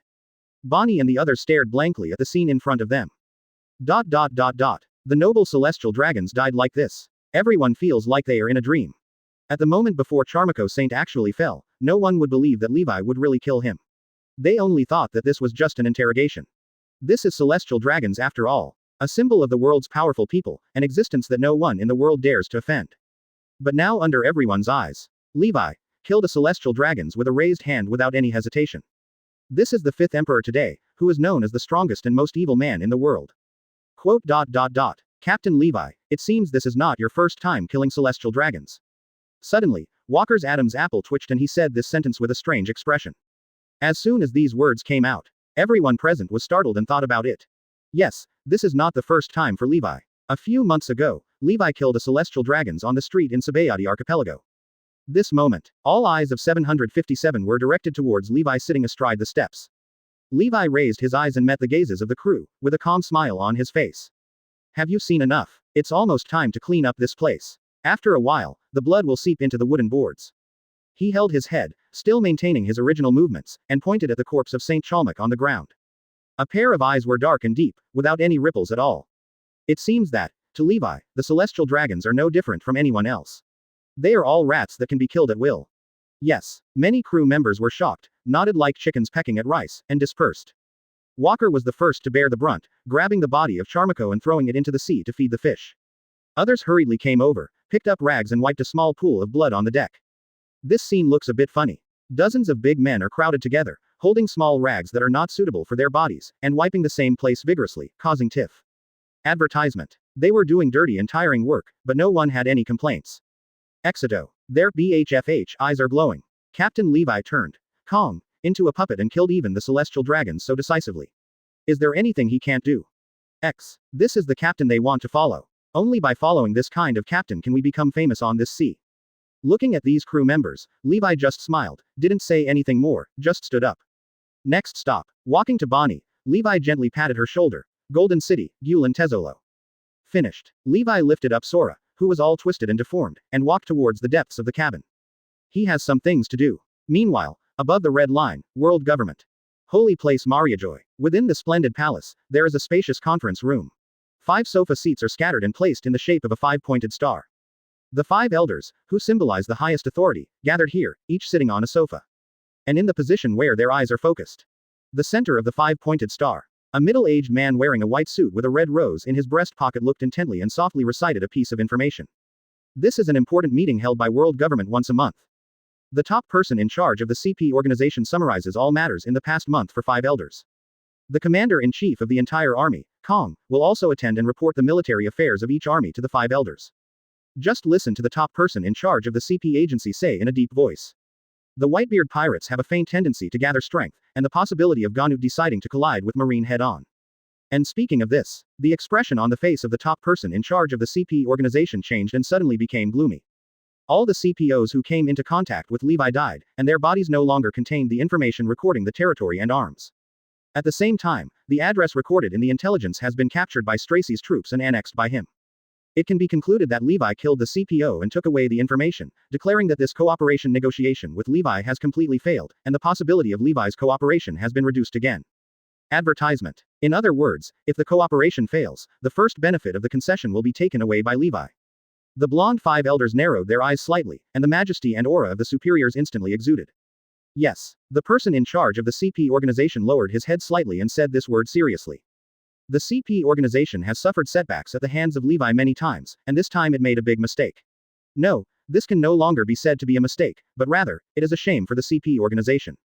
Taoist robe 5 elders leaned back on the seat, slightly pushing up the frame on the bridge of his nose. He spoke every word very slowly, but it made people feel great pressure. Next moment, he suddenly raised his head and stared at the top person in charge of the CP organization. The lenses reflected a chilling light that made people's hearts tremble. Do you know the original intention of establishing the CP organization? My subordinates will always remember that the entire CP organization is dedicated to helping adults solve their problems. The top person in charge of the CP organization looked increasingly uglier. So, do you think you did it? Longbeard 5 elders crossed his hands on his knees and opened his lips slightly. The person in charge of the CP agency was suddenly covered in cold sweat, and even under the light, you could vaguely see his body trembling. The hawks and dogs that clear obstacles for those in power actually cause trouble for those in power. This is already a huge mistake. If there is another time, you can get down from this position. The 5 elders spoke without mercy. And just as his words came to mind. Bang, bang, there was a sudden knock on the door of the conference room. 5 adults, there is an emergency report coming. Outside the gate, the voice of a CP agency sounded anxiously. Come in. The interrupted Beanie 5 elders frowned slightly, and he ordered in a deep voice. Boom. After getting the order, the door was suddenly pushed open. The CP agency intelligence officer walked in with panic still on his face. The Saint. Vis on which Chalmok Sanctuary was aboard was attacked. Everyone including the 3 frigates, were completely destroyed. These words resounded like thunder in the conference room and bombarded everyone's mind.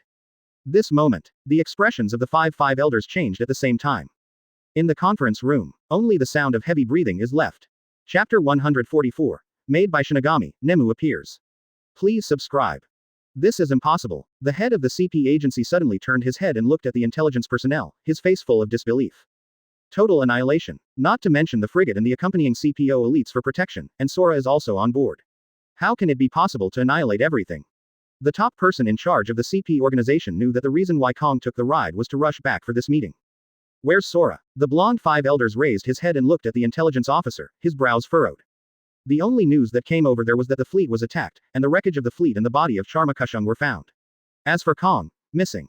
The intelligence officer lowered his head, his body trembling. He knew that something big had happened, nothing less than the sky falling. Celestial Dragons, the fleet where Charmako was located, was completely destroyed, and even the commander of the entire army, Kongdu, lost. News. Even Sora may have died along with the fleet. Not only one Celestial Dragons was damaged, but also the high-ranking officers of the world government were also seriously injured. The impact is too huge and the consequences are too serious. So much so that even thinking about it for a moment made the intelligence officers feel cold all over, and cold sweat could not stop pouring out, instantly making their clothes wet. We don't even know who the attacker is. A sneer appeared on the face of the blonde 5 elders, and he suddenly stood up. This moment, both the intelligence personnel and the top person in charge of the CP agency lowered their heads instantly, looking horrified. They know. The blonde 5 elders are angry. Although this man in power did not show any manic behavior, the aura emanating from his body made people tremble uncontrollably and make them want to kneel down. Who else in the world has such means? The blonde 5 elders strode up to the intelligence officer and took out the information from his arms. Did the Revolutionary Army do it? Only unsightly rats like the Revolutionary Army are best at lurking silently. The beanie-hatted 5 elders narrowed his eyes slightly, although he did not show obvious anger like the blonde 5 elders. But the cane he held in his hand had already dug a deep hole in the ground. This is enough to show that his emotions are not as stable as they appear. Go and investigate immediately. We must see people alive and dead, even if we turn the sea upside down, we must confirm the news about Kong. After reading the information, the blonde 5 elders glanced sideways at the top person in charge of the CP organization, his eyes were cold. Yes, the top person in charge of the CP organization nodded quickly, without even daring to wipe away the cold sweat, and immediately retreated to handle the matter. Finding emptiness is the most important thing right now. The importance of the commander-in-chief of the entire army is self-evident. Not only because of Sora's abilities, but also because it's easy for the 5 elders to control him. Compared to the current Marine Marshal Sengoku, Sora's character is easier to manipulate by the 5 elders. It can even be said that the probability of Sora resisting the 5 elders is 0. This is also the real reason why Kong can become the commander-in-chief of the entire army. But now, something happened to Kong, this useful chess piece. Advertisement. I'm afraid it's more serious than bad. The long-bearded 5 elders raised his eyes, a glimmer of light flashed in his narrow eyes. Impossible. With Kong's strength, even if he is old now, he still won't be able to escape. Taoist robe 5 elders shook their heads slightly.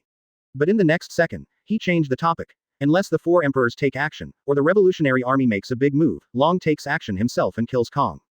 It's going to be Gainut, who is deliberately causing trouble in order to divert our attention. The blonde 5 elders touched his chin and spoke, a thoughtful light flashing in his eyes. Today only Gainut has the highest probability. The beanie 5 elders nodded slightly, and the next moment there was a chill in his eyes, his cane suddenly sank, and the floor of the entire conference room trembled slightly. No matter who they are, they must find out and they must pay the most painful price for what they have done. His low and solemn words slowly spread in the conference room. This news is too serious. So much so that even the 5 elders had to get angry. While the meeting was being held, deep inside the cabin of the Bonnie pirate ship, strange noises kept coming. In a closed room, Levi stood up under the dim light, constantly holding various potions and special objects in his hands to mix. Behind him, Bonnie found a corner to stand. She heard that Levi was going to do an experiment and came over specifically to see what was going on. But now, Bonnie looked at Levi's back under the strange light and swallowed slightly. At first glance, this looks like some scary scientists. At this moment, Levi is experimenting with Kuritsuchi Mayuri's ability, artificial Shinigami technology. In the original work, as the most powerful scientist of Soul Society, Kuretsuchi Mayuri combines the essence of Yishu technology and Yi-Soul technology to artificially create Shinigami. But with the simplification of the system, Levi does not need the complicated experimental steps and professional tools like Kuretsuchi Mayuri. It can be easily restored with some simple techniques. This is the same as Levi's possession of Kuretsuchi Mayuri's black technology props. Artificial Shinigami technology is recognized as one of Kuretsuchi Mayuri's abilities. While activating his template, Levi can naturally use these abilities as his arms dictate. Not long after. Quote. The potion in front of Levi suddenly trembled violently and merged into a meatball. Quote. Quote. Bonnie, who was watching from the side, looked at the big meatball in front of Levi, and his head was filled with questions. Levi is so good, why make a ball? Secret weapon. Bonnie blinked, but before she could continue thinking, the meatball suddenly started to move. It is twisting and deforming, and vaguely, it is actually transforming into a human form. Please give me flowers 0. Bonnie's eyes widened and he looked at the scene in front of him in disbelief. Just a few breaths. Advertisement. The meatball has completely transformed into a lowly girl who looks about 14 or 15 years old. She has black hair, black eyes, delicate appearance, and looks very similar to Levi. At this moment, the lowly girl was sitting naked on the ground, tilting her head and looking at Levi with a cute expression. Change. Become a human. Bonnie was immediately shocked. Is there still such an operation? Conjuring a person out of thin air. Bonnie's eyes trembled slightly. You must know that in this world, the laws of life cannot be broken. The birth of any life requires a series of processes such as reproduction and cultivation. Even the most knowledgeable and powerful scientists in the world can only transform life on its original basis, but cannot create a life out of thin air. But now, Levi broke this iron law in front of Bonnie and created a living human being out of thin air. Oh, this made Bonnie's outlook shaken. Levi's strength is unparalleled in the world, and even scientific research involves areas that other scientists have never set foot in. How could a person become as powerful in all aspects as Levi in a limited number of years? Could it be that the secret of all this is related to Levi's physique? The thought just appeared in Bonnie's mind and he immediately stopped it. Whatever the truth is, she's now part of Levi's crew, and there are some things she can't explore. Levi ignored Bonnie's thoughts. He looked at the lowly girl he created for a while, then suddenly smiled, rubbed her head, and said softly. From now on, your name will be Nemu. Dad. Yinmeng blinked, tilted his head and called out these 2 words uncertainly. That's not bad for you to call me that. Levi was stunned for a moment, then smiled again. She was the one who created Sound Dream, so it was just right for her to call her daddy. You'd better put on some clothes, you'll catch a cold if you stay naked. As Levi spoke, he took out a lot of women's clothes from the universal capsule, tried them all on Nemu, and finally chose a black dress. Put it on Yinmeng, the size is just right. At this moment, Nimeng had black hair, black eyes, and black clothes, which highlighted her snow-white skin, making her look like an exquisite doll. Looking at Nemu's current attire, Levi nodded with satisfaction, feeling as if he was playing a dress-up game. Thank you, Dad. Yinmeng raised her head, raised her pretty face, and timidly thanked Levi. Be good. Levi smiled and rubbed her head again. Bonnie, who had come back to his senses, looked at Levi with a strange look in his eyes. Why does he have so many women's clothes? Could it be that Levi has some kind of special hobby? Chapter 145. Sister Bonnie, are you having a baby? Please subscribe. Levi is certainly not a transvestite. But once he was worried about clothes, so he went to a clothing store and bought all the clothes in the store, including women's clothes. Levi himself didn't expect it to come in handy at this time. After getting Nemu dressed, Levi turned around and plopped down on the simple test bench to tinker. Gulu gulu. Several liquids of different colors were mixed and stirred by Levi in the container. Bonnie's eyelids twitched slightly. She didn't know why, but when she saw Levi's movements, she always felt like the witch in the story was cooking something weird in a big black pot. The key is that the colors of the various liquids in the container in front of Levi make people look like they have goosebumps all over their bodies. Grr. And in the next second, the colorful, 840, colored liquids in the container suddenly trembled, with a faint tendency to merge together. Bonnie stared at all this with his eyes wide open. Levi even created a child, what will it be this time? Next moment, all colors blend completely into a crab green liquid. Levi took out a large syringe container and put all the liquid in it. Captain, what is this? Bonnie blinked and asked curiously. Meat tonic can regenerate the destroyed body. You can think of it as a healing medicine for rebirth of broken limbs. Levi explained while putting away the meat tonic. Hear the words. Bonnie's eyes suddenly widened, a look of disbelief on his face. Rebirth of a severed limb. There is no healing medicine in the world that can achieve this effect, otherwise there wouldn't be so many pirates with mutilated bodies. The most powerful legendary pirate, the Golden Lion, the only one who could escape from Impel Down, couldn't find a way to recover even after cutting off his own legs. This is also the reason why Levi's blood is desired by countless people. And now, Levi has created a potion that can regenerate severed limbs. Captain, is this made with your blood? Bonnie was in a daze. She asked this question almost subconsciously. The emergence of meat supplements shocked the world more than Yinmeng. Advertisement. Creating life is indeed an epic-making breakthrough, and it has accomplished something that scientists around the world cannot do. But in fact, for the vast majority of pirates, they don't care at all whether they can create life. On the contrary, they care more about meat supplements, heaven-defying healing drugs that can regenerate broken limbs. It is conceivable that once the meat supplement developed by Levi spreads, it will cause a bloody storm. It is not an exaggeration to say that thousands of people will snatch and fight for it. Levi heard Bonnie's words, glanced at her, shook his head and said, "How can it be? With blood?" Levi weighed a large tube of meat tonic in his hand. Not to mention that his blood didn't have the rumored effect. Just having so much blood made people feel distressed. After creating Sound Dream and developing the meat supplement, Levi has almost everything to do. He rubbed Yinmeng's head again, took her soft little hand and smiled. "Let's go, it's time for us to go out." Levi rubbed Yinmeng's head again, took her hand and walked out. Nemu nodded slightly, with no expression on his face, looking cute and innocent.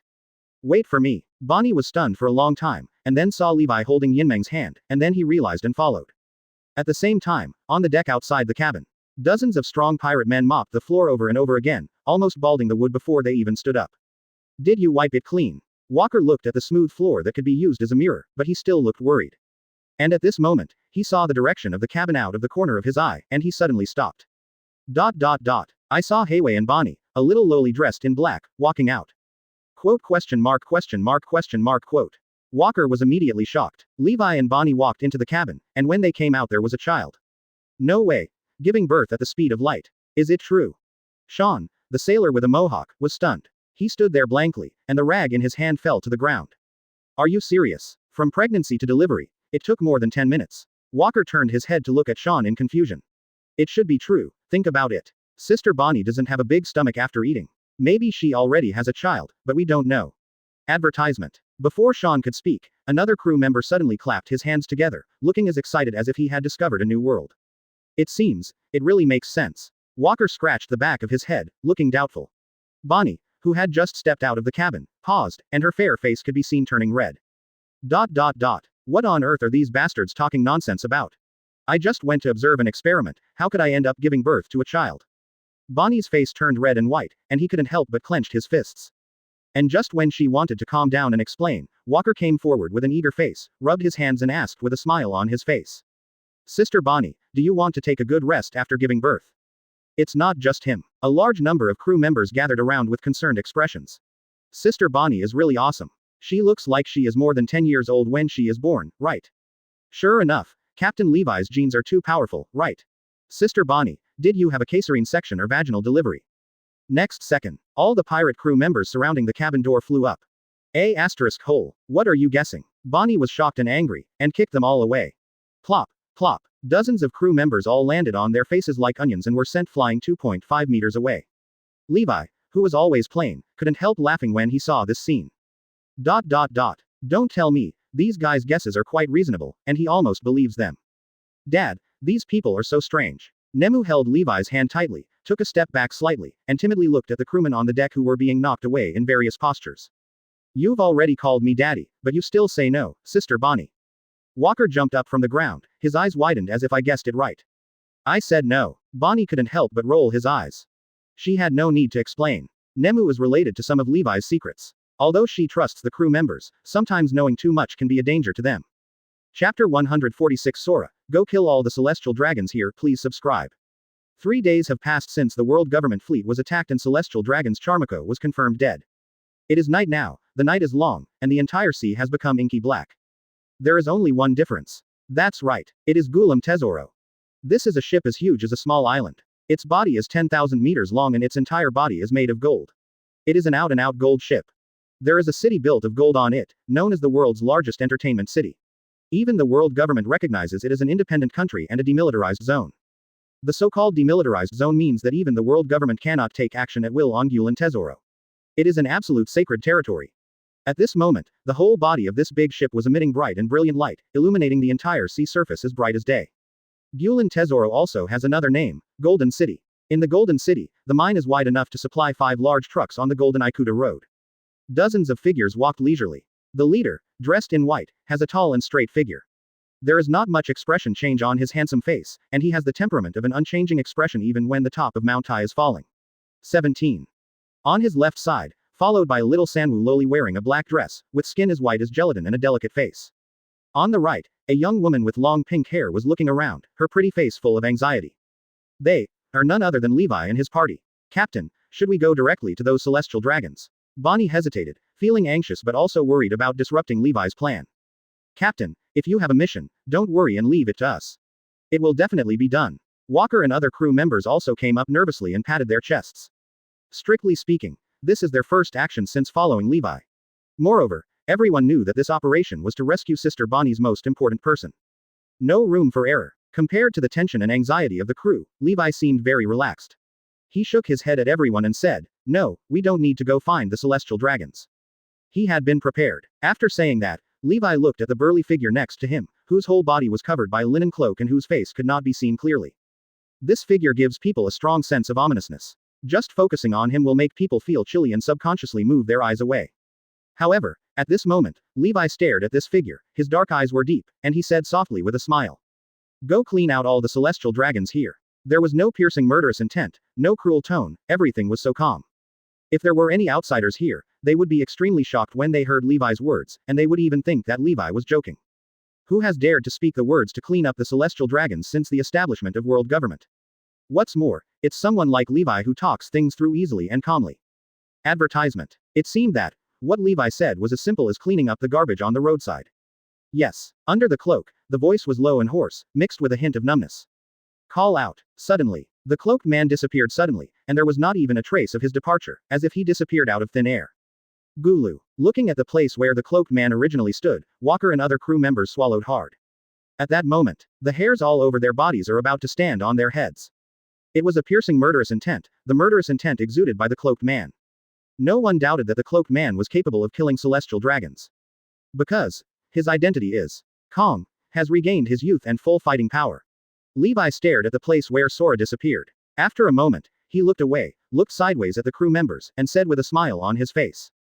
"Okay, this is probably your first time coming to the Golden City, so go ahead and have some fun. I'll call you on the mission later." Hear the words. Crew members, you look at me and I look at you. After hesitating for a while, Walker said hesitantly, "Captain, is this really okay?" "Of course." Levi smiled. After receiving Levi's reply again, the eyes of many crew members shone with curiosity. To be honest, when they come to the largest casino in the world, how could they, as pirates, not want to have a good gamble? "Then let's go. Captain, you must call us if you have a mission." Soon, the crew dispersed, leaving only Bonnie standing there. "You're not going to play." Levi looked at Bonnie. "I'll follow you." Bonnie's eyes were firm and he was already following He-Wei. Open black lens bracket 084003417 Filu 181,120,430 close black lens bracket. She is not in the mood to play now, she just wants to see the bear as soon as possible. Levi looked at her eyes and understood. He didn't say anything, took Yinmeng's little hand and walked towards the entertainment city ahead. Entertainment City, the most prosperous place in the entire Golden City. This is a city made entirely of gold. Everywhere in the streets exudes the yellow color of gold. Even the street signs are carved from gold. The entertainment city has gathered all the entertainment projects imaginable in the world. Advertisement. As soon as they entered the entertainment city, the flow of people on the golden streets increased significantly. Suddenly, Levi's ears twitched slightly. There were intermittent discussions not far away. "Oh my god, Celestial Dragon's Charmic is dead. What's more, I heard that Kongdu, who was traveling with the ship, is missing. I think he is probably dead too." But it was two young people standing on the roadside with newspapers in their hands discussing. The man from before had a shocked look on his face and was stunned for several seconds before speaking. "This incident has such a far-reaching impact, it is definitely an earth-shattering event. Yes, I heard that Marine's side is going crazy, even Marshal Sengoku is furious, and the culprit behind it must be caught." Quote. Hearing these sounds, Levi just smiled. It seems that the world government has not found out that the murderer is himself. Levi doesn't care either. 140. He turned around and lowered his head to look at Nimeng. "Yinmeng, what do you want to play?" Yinmeng shook his head gently and said crisply, "I don't want to play." Since being created, Nemu has shown no great interest in anyone or anything except for Levi's mood swings, and he has always looked like he has nothing. So sensible. Levi rubbed her little head and picked her up. "Let's go, Daddy will take you to make a lot of money and buy marshmallows." With that said, Levi had already picked her up and strode towards the casino. Bonnie stared at Levi's back, eyes flashing, and followed in. At the same time, in the most central area of the Golden City, there was a towering golden tower. This is a hotel for VIPs from the Golden City. 3 members of the Holy Roswaiter family are among them. In the luxurious gold room, St. Charles crossed his legs and enjoyed the peeled grapes fed by the young female servant. Suddenly, boom, the golden tower shook violently, and the grape was directly stuffed into the nostrils of St. Charles. B******************************* D, do you want to die? St. Charles stood up immediately and slapped the maid in the face. And at this time, boom, the glass of the window suddenly shattered and exploded. A figure covered with a cloak stepped in from the outside step by step. Chapter 147 Kong betrays and attacks and kills the celestial dragons. Please subscribe. Gaga. The glass shattered, debris scattered everywhere, and the tall body of the cloaked man stepped into the room, blocking the scene outside the window. Every step he took made the floor of the entire room tremble slightly, and a great pressure filled the air instantly. You, who are you? Street. Charles stood up from his seat all of a sudden, his nose running out of surprise. The golden tower he was in was over 100 meters high. The cloaked man in front of me actually attacked from a height of 100 meters. This shocked St. Charles subconsciously. But soon, St. Charles thought of something, sucked in the snot from his nose, pointed at the cloaked man and shouted. Do you know who I am? If you dare to disturb the great celestial dragons, even if you have 100 heads, it won't be enough. He hasn't finished speaking yet. The whole body covered by the cloak suddenly moved. The muscles all over his body swelled and bulged instantly, and a linen cloak flew up, vaguely revealing his body that was wrapped in bandages. Boom. His pair of iron fists had already been raised, and he was striking towards the Saint of Harrows with thunderous force. This is comparable to the force of a heavy warship collision, and even the top of a mountain will be wiped out. Sora didn't hold anything back at all, and the first move was a sure kill. The order he received: it's the celestial dragons who killed everyone in the Golden City. Rumble. The iron fist penetrated the air, and the air waves roared in all directions. The fierce wind hit St. Charles's face. His eyes were empty, and he lost any reaction at this moment. He was already frightened. St. Charles never expected that the cloaked man in front of him would really dare to take action against him. Sir. Heart. At this moment, the CPO wearing a white suit heard the noise and broke in immediately. However, it's too late. The empty fist had already smashed into the ugly and fat face of St. Charles. Boom. At this moment, red and white were mixed together. St. Charles' head exploded on the spot like a watermelon. Beside, the maid who fed the grapes was completely stunned, her eyes widened, and she did not react even as the warm blood of St. Charles splashed on her face. The 2 CPOs who rushed in were also stunned. The mouth is open, and the oral words are stuck in the throat. Advertisement. St. Charles just died like this. In less than a second, the opponent killed St. Charles with one blow. It's not that St. Charles is so powerful, but his identity. Celestial dragons. Who could kill the celestial dragons so decisively? Quote. The fat, headless body of St. Charles fell to the ground, scattering broken glass. Ah, the maid finally reacted. She covered her mouth and stepped back one after another. She couldn't control herself and let out a high decibel scream of terror. Died. The celestial dragons he served died like this. The next second, her eyes turned white, her body fell straight down, and she fainted on the spot. Damn it, who are you? CPO yelled angrily. They looked at Kong, who was standing next to the body of St. Charles, and their whole bodies felt cold. The deaths of celestial dragons occurred one after another, which made them think about it.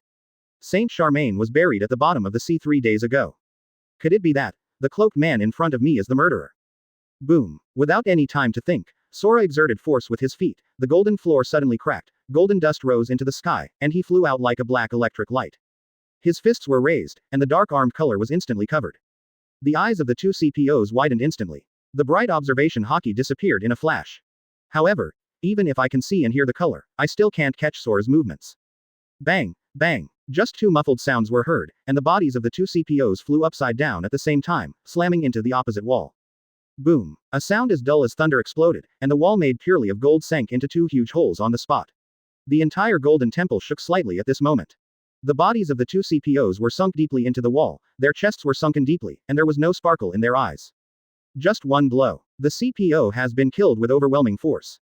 At this moment, there was a violent vibration, and the door of a room not far from here opened. What happened? Who dares to cause trouble here? But St. Roswaiter heard the noise, opened the door and walked out, with 5 CPOs beside him for personal protection. However, in the next second, St. Roswaiter's eyes widened, and his face in the oxygen mask changed significantly. He saw the floor in his son's room was covered in blood. St. Charles fell in a pool of blood, and his head was blown off with a punch. Advertisement. Directly ahead, a man covered by a cloak stood still, and 2 CPOs died in front of him. You beast, how dare you kill my son? Saint Roswaiter completely exploded. The expression on his face was extremely ferocious and twisted, and he shouted at the CPO beside him. Kill him for me, I want him to die, he must die here. Quote. Exclamation mark quote. The 5 CP0s took deep breaths, their expressions extremely solemn. They felt an unprecedented terrifying aura from Kong. Powerful, violent, unstoppable. Even in this, they felt a chilling coldness. It seemed that the cloaked man in front of him was more like a killing machine than their CPO. Suddenly, under the cloak, Kong turned his head slightly. A face was stiff, and a pair of eyes were numb and heartless. And at this moment, all CPOs, including Saint Roswaiter, had their eyes suddenly shrunk and their expressions changed uncontrollably. Quote. You are Sora. A CP0's face was filled with horror, he pointed at the sky and screamed. He never expected that this strong man from Celestial Dragons who suddenly appeared, was the missing Sora. Why did the commander-in-chief of the entire army come to attack and kill the Celestial Dragons? There is only one possibility. The person who killed Charmok Saint before was Sora. Sora is not missing, but he betrayed the world government and escaped. The expressions of all CPOs changed again and again, at this moment they just want to send this extremely important information back, the better world government. Song, are you, a dog raised by the world government, going to bite its owner? Saint Roswaiter had uncontrollable anger in his eyes, and he reprimanded him without hesitation. The moment Sora heard Roswad's holy words, a look suddenly burst out in his empty eyes. That's murderous intent. Celestial dragons, all deserve to die, Kong said coldly and ruthlessly. Boom. Without any hesitation at all, Sora stepped on the ground and a terrifying tornado erupted. This is the crazy airflow generated by his high-speed movement. The expressions of the 5 CPOs changed at the same time. Kong was like a running Tyrannosaurus. The floor cracked and the walls shook wherever he passed. It was extremely violent. They took action at the same time to kill the space here. Righto. Poof. Just 1 second later, the bodies of the 5 CPOs were thrown away at the same time. In midair, their bodies were twisted in weird postures, and blood was vomiting from their mouths. Chapter 148. The Golden Emperor takes action. The blind gambler who cannot see, please subscribe. In the blood flying everywhere, Sora, whose whole body was covered with armament hockey, was like a dark demon, with a terrifying and manic aura pouring out like a floodgate. Above his head, all 5 CPOs flew up, their bodies suffered heavy blows, all their bones were broken, and blood spurted out. Still, kill, Sora, are you crazy? Roswad's eyes were filled with tears. He never thought that Sora would actually dare to openly rebel against the world government. And his strength is so powerful. Doesn't it mean that Sora is old and his fighting ability is far inferior to before? Why is it still so powerful? Thousands of thoughts flashed through Saint Roswaiter's mind instantly. Kong's pitch-black fist was constantly dilating in his pupils. Boom. The fist has already blasted through the oxygen mask. The sharp flakes pierced Saint Roswaiter's face, and the strong wind caused by his empty fist made his mouth tremble. Just 1 more inch. Saint Roswaiter's head will explode like a watermelon on the spot, just like his son, Saint Charlos. Suddenly, at this critical moment, the golden floor beneath Sora's feet suddenly surged like water, wrapped around his ankles, and directly dragged his strong body to the next floor. In this flash, Sora's fist grazed Roswald Saint's face and passed 150 times, and a terrifying hurricane of air rushed out. Boom. Behind, the golden wall 100 meters away from Holy Roswade collapsed, leaving a terrifying hole in it. Just the air flow can destroy a golden wall. One can imagine how terrifying this punch would be. Saint Roswald was sweating heavily. The floor in front has become a big hole. He twisted his neck stiffly and looked towards the lower level of the golden tower. The entire layer below has turned into a sea of gold. Except for the necessary structures supporting the golden tower, all gold structures were dissolved. Like a mighty river, it keeps rushing into the sky, trying to seal his movements alive with gold. In front of it, there was a burly man with gray-green hair, wearing gold jewelry all over his body, stepping on the golden river, with an expression of shock and anger. The person who rescued Saint Roswaiter was the strongest person in charge of the entire Golden City. Advertisement. The user with the golden fruit ability known as the Golden Emperor, Tesoro. He was shocked that celestial dragons were harmed in his territory, and was angry that 1 celestial dragons had already died. This means that Tesoro will be in bad luck. The world government may punish him, and his current status may even be lost. Sora, what are you doing? Are you going to betray the world government? Tesoro's eyes almost burst out with anger as he stared at Sora in the distance. As he spoke, he kept moving his fingers in the air, and the torrent of gold gathered, trapping the air like a cocoon. Yes, but what about world government? The extremely cold words came out from the golden cocoon. Next second, boom, the solid golden cocoon suddenly cracked into cracks, and then exploded. Kong's whole body was covered in pitch-black armed colors, without any blind spots, and he walked out with an extremely powerful attitude. Seeing this scene, Tezolo's eyes suddenly shrank and his voice was hoarse and low. Sora, you are really crazy. He simply couldn't understand why Kong would betray. Kong has a high status in the world government, and can be said to have the highest military rank. What reason did he have for betrayal? Hear Kong's decisive words. Saint Roswader, who was on the upper floor, was trembling all over. He didn't dare to stay any longer, so he turned around and ran away. Celestial dragons, they all deserve to die and must die. Kong suddenly raised his head, his empty eyes staring at Saint Roswader, who turned to run away from the upper floor. His words were still cold, revealing an inhuman coldness. The words fell. Even if Kong jumped up, like a thunder, he would directly kill Saint Roswader. And in the midst of the lightning and flint, Tesoro flashed out and blocked Kong in front of him. See. The sound of electric currents suddenly appeared around his body, and small bright electric currents passed through his fingertips like small snakes. And the next moment, bah, the arcing sound exploded and roared, and the blazing electric light flowed through the entire golden tower, illuminating the night like day. This moment, the internal structure of the entire golden tower is dissolving, and gold is overwhelmingly pouring into the sky. I will not let you harm the celestial dragons. In the gold as vast as the ocean. Advertisement. Tezolo's eyes were fierce and his words were decisive. Everything he gets now is because of his good cooperative relationship with world government. If any more celestial dragons die here, everything Tezolo has will be taken away. The emperor who rules the Golden City will never allow such a thing to happen. No one can take the treasure away from him. Next moment. The rushing golden river, black as the fist of a comet, crashed together. Boom. The entire Golden City is shaking at this moment. Tonight, the night in Golden City is different from any other day. Entertainment City, the most luxurious casino. Hurry up, are you trying to make a fortune? Blind man, if you can't do it, go down and don't occupy a position here. A gambling table located slightly in a corner, somewhat out of the way, was unexpectedly crowded with people. Gamblers gathered here with mocking smiles on their faces. All of their eyes were focused on a man wearing a purple robe with 2 cross scars on his face. The man in purple robe is actually a blind man. Its name is Laugh. Don't be anxious, wait until I see the cards clearly. Yi Xiao said with a polite emphasis, smiling. His movements were slow and unhurried, and he slowly opened the cards covered on the table. Can you see clearly? Next to Yi Xiao, a gambler with dyed yellow hair spoke with a teasing look on his face. Although I can't see, if you want to see everything in the world clearly, sometimes you need more than your eyes. A smile was completely lifeless, with a chuckle at the corner of his mouth, looking like an honest person. Neuropathy. Huang Mao glanced at his mouth, feeling more certain that there was something wrong with the blind man's brain, otherwise he wouldn't have come here to gamble even though he was blind. When I heard a smile, I just smiled. He finally revealed the upside-down card, and at the moment everyone craned their necks to see the card clearly. Boom. The ground beneath my feet shook without warning, as violently as an earthquake. Huang Mao fell directly on the table, and a bloody tooth flew out. Tezolo got into a fight. Someone shouted. Chapter 149. Falling from the sky with Saint Roswader's head. Please subscribe. The casino was instantly in chaos. What's the situation? Who dares to take action in the Golden City? Are you crazy? The gamblers no longer cared about what they were doing, and ran out one after another, rushing to the entrance of the casino. In just a few seconds, everyone around Yi Xiao's gambling table ran away, and even the entire casino suddenly became empty. No more gambling. Yi Xiao sat alone in his seat, holding a card in his hand and scratching his head honestly, looking very sorry. The card's in his hand. It's a big ghost. I finally managed to win once, it's a pity. Yi Xiao shook his head and gently covered the big ghost card. He said it was a pity, but he couldn't feel any regret from his body. Instead, there was a smile on his lips. It was as if everything just now was just a pleasant experience for Yi Xiao. Suddenly, Yi Xiao's closed eyelids suddenly opened, revealing white eyeballs, which looked a bit scary. In his perception, there are still people in the casino who have not left. If other people were here, they would definitely see it. In front of the slot machine, a tall and straight figure was sitting on the seat, his hands were shaking constantly, and it seemed that he had reached the most exciting moment.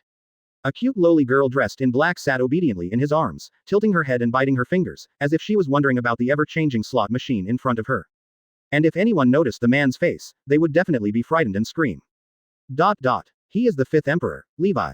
It's a very interesting atmosphere. There are such people in this world. The corners of his mouth turned up slightly with a smile. Although he couldn't see, his perception was far beyond that of other people. Like he said, what you can see clearly with a smile is not the appearance of things, but the inner meaning hidden underneath. Suddenly, Yi Xiao frowned slightly, and his perception fell on Yinmeng. At first glance, she looks like an ordinary girl, but if you take a closer look. Peeping on other people is not a good habit. Suddenly, a low and magnetic male voice sounded. Levi smiled with his back turned, his eyes focused on the slot machine, his lips slightly opened, and he spoke softly. He smiled and was startled, and then a smile appeared on his face. He bent down slightly and bowed apologetically towards Levi's back. Sorry, I was rude. And just as Yishao wanted to speak again. Rumble. Outside the casino, a loud and earth-shattering sound suddenly erupted. A dazzling golden figure flew out from the golden tower, like a meteor falling from the sky, and slammed into the earth in the distance. He suddenly turned his head with a smile. In his perception, an emperor who was in charge of a city fell. Tonight is destined to be turbulent. Advertisement. The next moment, Yishao turned his head and spoke to Levi again. Quote. As soon as he finished speaking, he suddenly paused. The man sitting at the slot machine has disappeared. Just a turn. There was no warning, not even a smile. He is really an interesting man. Who could he be? Yishao was facing the slot machine where Levi had been sitting, and couldn't help but murmured softly. At the same time, on the other side of the entertainment city. This is the most famous beauty center in the Golden City, and the best beauticians in the entire Golden City gather here. And today it's not just that. Golden Emperor Tezolo even invited several world-famous professional beauticians from the outside world. All this is to entertain the big shot coming, Celestial Dragon's Shilulia Palace. At this moment, there is a massage bed made of gold and surrounded by expensive gems. Shilulia Palace lay on it, her eyes slightly closed, enjoying the facial care of the most professional beautician. Lord Shilulia Palace, your skin is very good. The beautician took advantage of every opportunity to flatter me. After hearing this, Shilulia Palace raised the corners of her mouth slightly. At this moment, a panicked figure broke in. It was the CPO responsible for the personal protection of Shilulia Palace. Sir, something big happened. CP0 was covered in cold sweat, all because he had just learned a piece of news that shocked everyone. Is there anything better than my beauty massage? Shilulia Palace closed her eyes, frowned slightly, and looked very dissatisfied. The Golden Tower was attacked by Sora. Saint Charos was killed on the spot. Saint Roswade was hunted down. At this moment, Tesoro is leading his men to fight Sora. Please leave this place quickly and evacuate the Golden City. The CPO spoke very quickly and finished the news he just received in an instant. The beautician's massaging hand suddenly stiffened and he stopped subconsciously. What did you say? Kong. The commander-in-chief of the entire army, Kong. Shilulia Palace sat up suddenly and tore off the mask on her face. Now, her face was pale and bloodless. My brother was killed and my father is being hunted. But the question is, isn't Sora a member of the world government? Shilulia Palace's body trembled slightly, her mind went blank and she couldn't even make a judgment. Kong has betrayed the world government, and Charma Kushung's death was also caused by Kong. Please leave with me as soon as possible. CPO looked extremely anxious. Damn it, this old dog Sora dared to bite his owner. You useless things can't even do anything to an old dog, right? This made them kill my brother. Shilulia Palace reacted and jumped up from the beauty bed like a spring. She kept yelling and swearing, and filthy words kept coming out of her mouth. It was our dereliction of duty. The CPO was sweating coldly, carrying Shilulia Palace behind his back and said, escape tools have been prepared outside, and we will escort you back to Mariajoy safely. Advertisement. Said. The CPO had already rushed out of the beauty salon with Shilulia Palace on his back. Outside, dozens of CPOs were waiting in front of the door, including Tezolo's subordinate Bakura, who was driving a turtle car to take Shilulia Palace away. And the most eye-catching thing is, among the crowd, there was a body as huge as a hill lying on all fours on the ground. He is clearly the person Bonnie spent all his efforts to find, Bartholomew Kuma. You trash, Marine is trash, the whole army is trash, you don't even know Sora has rebelled. 0. Shilulia Palace was carried on the CPO's back, still hurling insults. We have asked the headquarters for help. The headquarters has been shaken. It will not take long for support to arrive. The CPO explained with a cold sweat on his face. Trash, everything is trash. Shilulia cursed through gritted teeth. She raised her hand and slapped Po on the head. And at the same time, boom, the earth is shaking. A figure covered in gold pierced the night sky and fell straight in front of them. Moment. The golden figure hit the ground hard, as if the earth was shaking and the mountains were shaking. The ground suddenly sank, forming a huge pit, and thick gold dust rose into the sky. Changes occurred suddenly. All CPOs looked nervously and stared ahead. Where did this garbage come from again? Shilulia Palace yelled again. And in the next moment, boom, at the place where it landed, strong wind pressure suddenly erupted, and all the dust dissipated. Revealed. He is actually the ruler of the Golden City, Golden Shi Tai Zuoluo. He fell deeply into the pit, and his whole body was stained red with blood. Killed on the spot. Ah, Shilulia Palace screamed. Not because of Tezolo's death. Instead, there was a figure standing on Tezolo's body. He trampled Tezolo under his feet, and his whole body was covered by armament hockey, like a demon awakening. And Kong was holding something in his hand. The moment I saw something like this clearly, all the CPOs were sweating like crazy. That is, Celestial Dragons, the head of Saint Roswald. Chapter 150. Transformed bear takes action. A figure walks out of the darkness. Please subscribe. Tick-tock. Saint Roswaiter's head was still dripping with blood. Drop after drop, it sprinkled on Tezzolo's body. When Bakara saw Tezzolo dying in front of his eyes, he felt his scalp explode with a bang. A chill rose from the soles of my feet, making me want to come out. The strongest man who controlled the entire Golden City, the Golden Emperor who played tricks on countless people, Tezzolo who owned the largest amount of gold treasure in the world, died like this. Tezzoro is strong, but against Sora in his heyday, the only way to defeat him is to defeat him. Sora was frustrated in front of Levi simply because he was facing Levi. This moment, Bakara had only one thought: escape. Without any hesitation, she stepped on the accelerator. Dozens of turtles stepped on it at the same time, and the turtle car rushed out like an arrow. Bakara abandoned the CPO and Shilulia Palace and disappeared into the long night.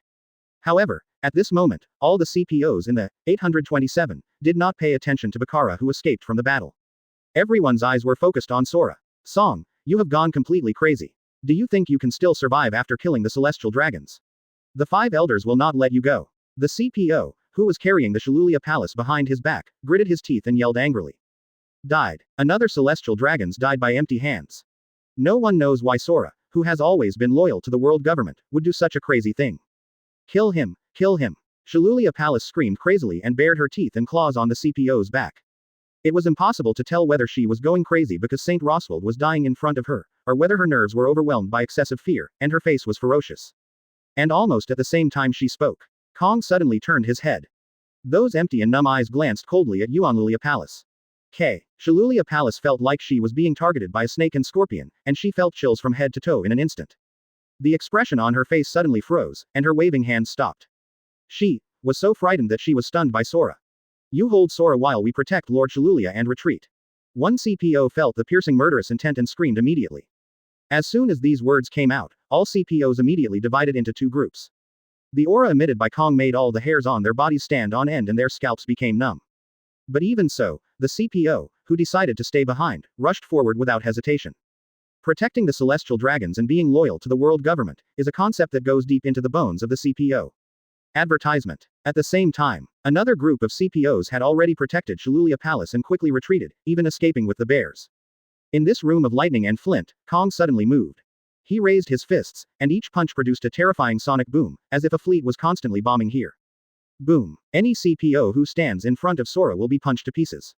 Boom, boom, boom. Crazy air currents surged, and the dull roar of punches to the flesh was heard endlessly, exploding in all directions. Kong used an absolutely strong stance to tear apart the CPO front line within 10 seconds. The blood flowed from the killings and CPO corpses were scattered everywhere on the ground.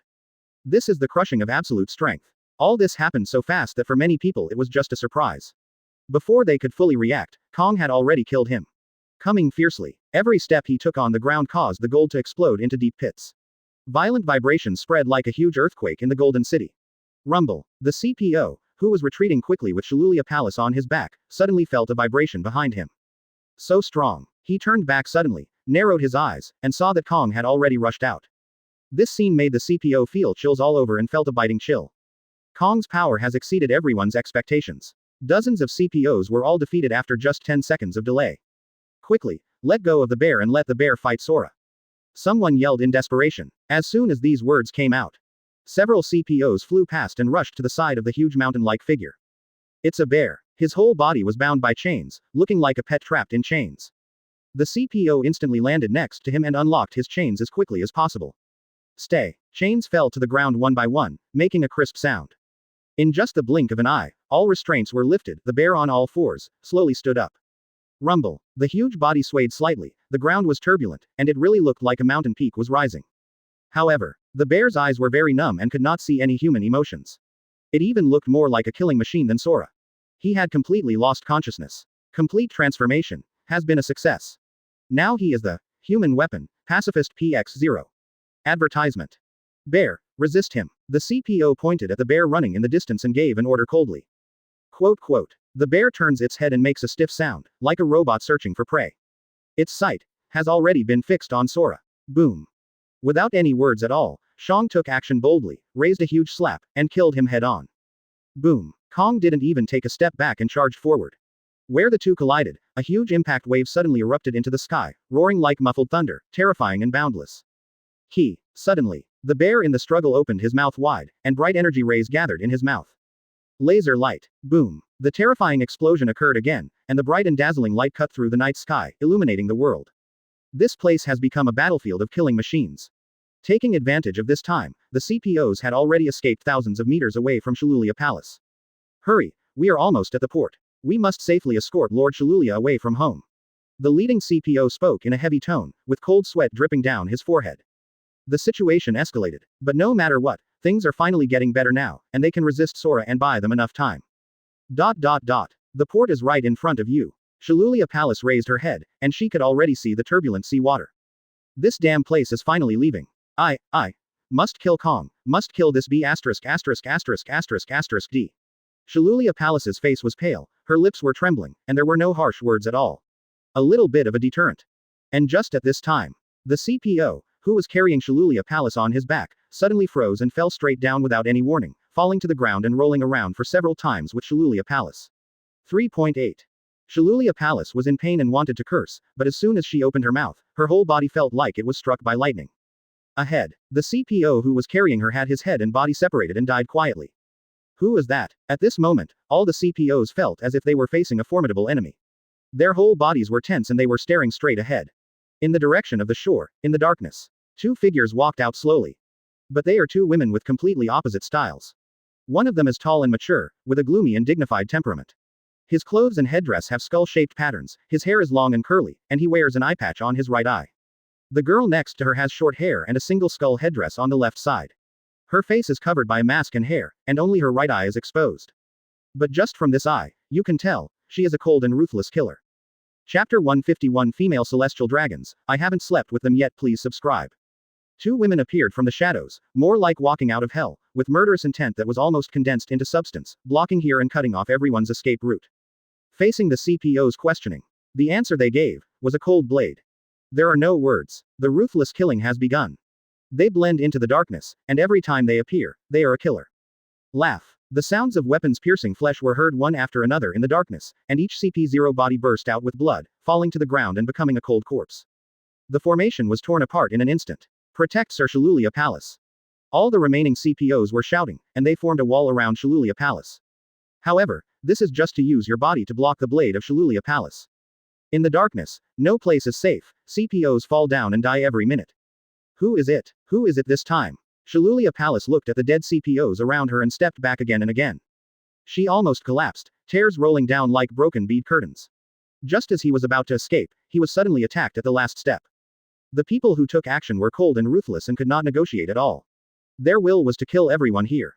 Shilulia Palace has lived for half her life, and she has never felt so powerless and desperate as she does now.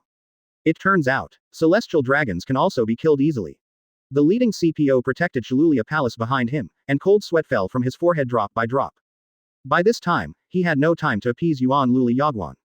These two women are so powerful that people are dying every minute. It can even be said that the CPO is facing a massacre. Their strength, perhaps no less than Sora. When this idea came up, even the CPO himself was shocked. One Kong is already strong enough, but now two strong men appear who can match Kong's strength. The most important thing is, the CPO has no idea who the two of them are. No matter how much he thought and recalled, he couldn't remember even a little bit of information about these two women. Damn it, how can there be people who are not in the CP organization's intelligence network at all? CPO gritted his teeth and cursed lowly. The CP organization's intelligence network was so powerful that even pirates with a little reputation would be recorded in it. But there is no information about these two women. They seemed to appear in this world out of thin air, and there had never been any records, but they were extremely powerful. And at this time, Pap. Advertisement in the darkness, steady footsteps sounded, coming from not far away, and every step seemed to step on everyone's hearts. With the sound of footsteps, the assassination suddenly stopped. At this moment, all CPOs subconsciously looked in the direction of the footsteps. Under the dim light, three figures walked slowly towards them. The leader's expression was calm, but he did not waver at all while walking on the road that was littered with corpses and blood, and his steps remained steady. The moment they saw his face clearly, all the CPOs' eyes widened in unison, with only strong shock and disbelief left in their eyes. It's you. Some people couldn't control themselves and screamed in horror and astonishment. He is the fifth emperor, Levi. This moment, everything is connected together. An extremely terrifying possibility that could even shock the world appeared in the CPO's mind. Levi, you are doing everything. One CPO screamed, but before he could finish speaking, His body suddenly trembled and he fell straight down. A short sword pierced his heart. This moment. Forward the news here to the headquarters. All CP0s were crazy. They had no other thoughts but wanted to spread the news about Levi to Marijoy. Protect Sha Luli Yayan? After Levi appeared, this was simply impossible. And just as they took out their communication devices, the two female killers in the darkness showed their cold fangs again. The flower of killing blooms again. It only takes a few seconds. Plop. Along with the last CPO's body collapsed. The entire port has been cleared. Only one person is left in Shalulia Palace. She was slumped on the ground alone, surrounded by corpses of CPOs in white suits. Her eyes were dull, and blood was flowing under her body without knowing it. CC. The golden street lamp overhead flickered, emitting a faint light, driving away the darkness here. Under the light, Levi walked over. He held Nemu's hand, followed by Bonnie, and stood not far in front of Shalulia Palace. Advertisement in the darkness. Two women dressed somewhat similar to ninjas slowly walked out and bowed slightly in front of Levi. Master, the mission is completed. Levi nodded towards them and smiled. Yes, come back. The words fell. Their bodies faded at the same time, and they slowly merged into the demon knife on Levi's waistband under everyone's gaze. Open black lens bracket. Today's template. Kiraku Shunsui close black lens bracket. These two women are the embodiment of Zanpakuto Kaden Kyokotsu.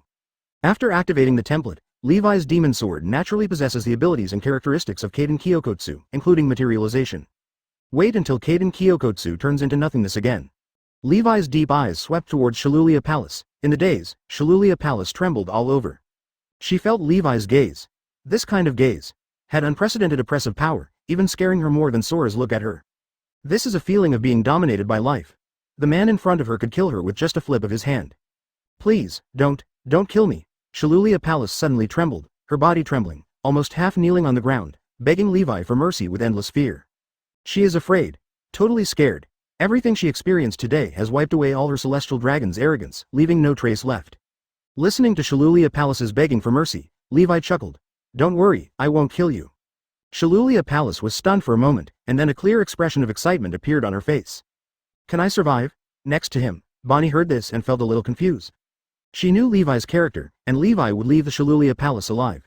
She could only say that this female celestial dragons was still useful. But what else can it be used for? Do you have any backup plan for staying? Bonnie asked aloud. I've recently thought about it. In life, if you can try something, you should try it. Levi's voice was calm, with a hint of smile. Try? Female celestial dragons, I haven't slept yet. Levi said. A faint smile appeared on his face. Chapter 152. From now on, the Golden City belongs to us. Please subscribe. Hear Levi's words. Shalulia Palace's body was trembling slightly, her eyes were full of fear. She lowered her head, not daring to breathe out. Sleeping lady celestial dragons. Bonnie's eyes widened and she was a little speechless. She didn't expect that this was the purpose of Levi leaving Shalulia Palace. However, while I was speechless, I was also shocked. This is undoubtedly an insult to the celestial dragons, even more insulting than simply killing them. Do other emperors dare to treat the celestial dragons like this? Bonnie thinks. Probably not. After all, until now, there have been no reports of conflicts between other emperors and celestial dragons. And just as she was thinking about this, boom! In the distance, a violent roar resounded, and two figures flew backwards with a strong sound of breaking through the air. It's Sora and Bear. Boom! The two rolled on the ground, then stood up at the same time, fist to palm. The collision produced a deafening explosion sound, and the airflow roared wildly. After a brief stalemate, Kong's fist pressed down brazenly, and he was about to crush the bear's head with one punch. Song, stop him, don't hurt him. Levi spoke out at this critical moment. Boom! Sora's fist attached to armament hockey stopped just an inch away from the bear's nose. The strong air current surged, blowing the bear's clothes and hat. Bonnie looked at this scene and his heart skipped a beat. Captain, what can you do? Bonnie's eyes were full of unbearability and distress. Before that, Levi had told her what the world government was doing to bears. Bonnie knew that his father was unconscious and had been transformed into a killing machine. Let me see. Levi didn't give a definite answer. He wanted to check the bear's condition first. Ahead, Kong had already restrained the bear and pressed his limbs to the ground. Even if the bear struggled violently, he could not break free. Even the ground was pressed into 4 large pits. Levi stepped forward, took out a tranquilizer and hit the bear on the body. Advertisement soon. The struggling bear stopped, slowly closed his eyes, and looked like he was falling into a deep sleep. Song, please get out of the way. Levi said, already squatting down and observing the bear's situation. Have to say, Neri's research and development props are indeed pervert. Even if the bear has been modified and is not a real human being, the tranquilizer is still effective. Bonnie nervously looked at Levi playing tricks on the bear, and his heart couldn't help but twitch. She was afraid that there was nothing Levi could do. The bear has been rescued from the celestial dragons. If he can't be restored to his original state. Thinking of this, the pain in Bonnie's heart became more intense, and his eyes became a little red. The time that makes Bonnie suffer, a second of village 2. Finally, what she was worried about didn't happen. After observing for a while, Levi raised his head and gave Bonnie a reassuring look. No problem, I can still change back to my original state. That's great. Bonnie bit her lip. It wasn't until she heard Levi's confirmed reply that she let out a long sigh of relief. Hyuga's bold and rude nature also revealed a weak side. Levi had turned his full attention to the bear. He put on gloves. Ready to start surgery. The bear's current condition is that a large part of his body has been modified, but he still has human organs, making him half human and half machine. After activating the Nirvana template, all of his scientific knowledge is controlled by Levi. Levi at this moment is the best scientist. He uses the most straightforward yet subtle means. Just cut open the bear's belly. Each and every precision mechanical instrument was roughly dismantled by him, and blood spurted out instantly. At the same time, Levi had already taken out the meat supplement and hit Shangguan's body. Mechanical instruments were dismantled, flesh and blood regenerated, and organs grew again. This scene is enough to make anyone's jaw drop. Even Vegapunk, who modified the bear, cannot use this method to dismantle the machinery in the bear's body. Without the support of mechanical parts, the bear's body functions will completely collapse, and it will inevitably die. However, Levi relies on superb techniques and heaven-defying healing medicine such as meat supplements, forcibly keeping demolition and rebirth at a balanced value. Click, advertisement. Mechanical parts stained with blood were constantly taken out of the bear's body by Levi and placed randomly on the ground. Seeing this scene in front of him, Bonnie's expression gradually changed. The bloody parts that were taken out one by one were all inserted into the bear's body by the world government. Every time Levi took out a part, Bonnie's heart trembled, and her hatred for the world government took root in her heart and grew rapidly. Bonnie clenched his fists. She swore in her heart that the world government must pay the price. Nemu on the side tilted her head and looked at Levi intently. She did not have any emotional fluctuations because of the blood, but was a little curious about Levi's actions. Gradually, silence fell here. Only the sound of flesh and blood cracking and growing, the sound of blood spraying, and the sound of metal parts falling to the ground echoed. Not long after, at the end of the operation, Levi threw the bloody gloves aside. All the parts in the bear's body had been removed and the organs had been restored. Now the bear has returned to its original appearance. However, he is still in a coma. The bear is fine now, but the anesthetic has not worn off yet, and it will take some time before he wakes up. Levi walked up to Bonnie and patted her shoulder. During this period, the bear will be taken care of by you. Bonnie looked straight at Levi, bit his lip, and said these two words very seriously. We're all on the same boat, there's no need to be polite, Li Qianhao. Levi chuckled. He didn't say anything more, but turned his attention to the direction of the port. I saw a large ship approaching the Golden City. Not world government, not marine. But, Stracy, she walked from the crowd of subordinates, like a queen in the night, and like a red rose with thorns, delicate and charming yet giving people a strong sense of danger. A large number of subordinates in black suits stepped off the ship in an orderly manner, stepped into the Golden City, and walked everywhere. They are preparing to take over the Golden City. Bonnie's eyes suddenly shrank. Stacy's appearance was undoubtedly directed by Levi. In other words, Levi has long been prepared to take over the entire Golden City. This ship will belong to us from now on. Levi smiled lightly, and she took Yin Meng's little hand. Good girl, I will take you to eat ice cream. Chapter 152. Good guys and bad guys alike. Establish a new marine. Please subscribe. The work that Golden City has taken over is almost complete, and the entire Golden Ship is under complete control. In the deep sea, the big turtle pulling the Golden City to sail changed its direction and headed towards the vast night. Levi held Yin Meng and walked towards Stacy. Finally, see you again. Stacy came up to Levi and gave Levi a deep hug. You move very fast. Levi held Stacy's waist and chuckled. When he came to the Golden City, he conveyed a message to Stacy, and her speed was even faster than the world government's reinforcements. After all, it's the mission you gave me. Stacy hooked Levi's arm and pressed almost all of her body on his arm. She was very close to Levi, and every time she opened and closed her red lips, she would exhale warm air and hit Levi's ears. Levi was used to Stacy's coquettishness and asked with a smile, is it stressful to manage this big ship? It's nothing else. The main thing, it won't be long before everyone will know that celestial dragons died in the Golden City. This will make the casino's business difficult to handle, and no one will come. Stacy said. The light flashed slightly and he spoke softly. It's okay, just develop the underground arms business. Levi waved his hand. He doesn't care whether the casino can open or not, it is also a good choice to use the entire Golden City as a base for underground arms. Although Levi and Stacy were having a conversation, they did not stop walking towards the glorious entertainment city. It is indeed a good choice. To build a military factory here, the gold that can be seen everywhere is a huge amount of money, and the heavenly gold collected by celestial dragons this time is a very considerable wealth. Stacy with a slight smile on her face, she spoke slowly, exuding the charm of a mature woman to the fullest. Listening to Stacy's words, Levi suddenly spoke. Get a Marine too. Huh, Stacy paused slightly. Under the banner of revolution, we announce our establishment to the world. However, we are not a revolutionary army, but we represent justice, enforce justice, and clean up pirates. Levi spoke softly with deep eyes and a faint smile. He had been a Marine for a while before, and it was quite interesting after the experience. Of course, there are other BHCJ reasons in it. Levi doesn't entirely agree with Marines' justice. Since Levi can't change Marines' justice if he doesn't agree with it, he might as well get a Marine himself. You can not only experience life, but also do something that you think is meaningful, killing two birds with one stone. Listen to Levi. Advertisement. Stacy mused. After a moment, a smile appeared on her face and she nodded lightly towards Levi. Yes, we have to do both good and bad things. Blindly being strong and controlling the world with iron-blooded means cannot truly achieve what the people want. Only by combining hardness and softness, and using soft and hard tactics, can we truly control the world. Just like the current world government, even if there is internal corruption, people are not willing to believe in world government.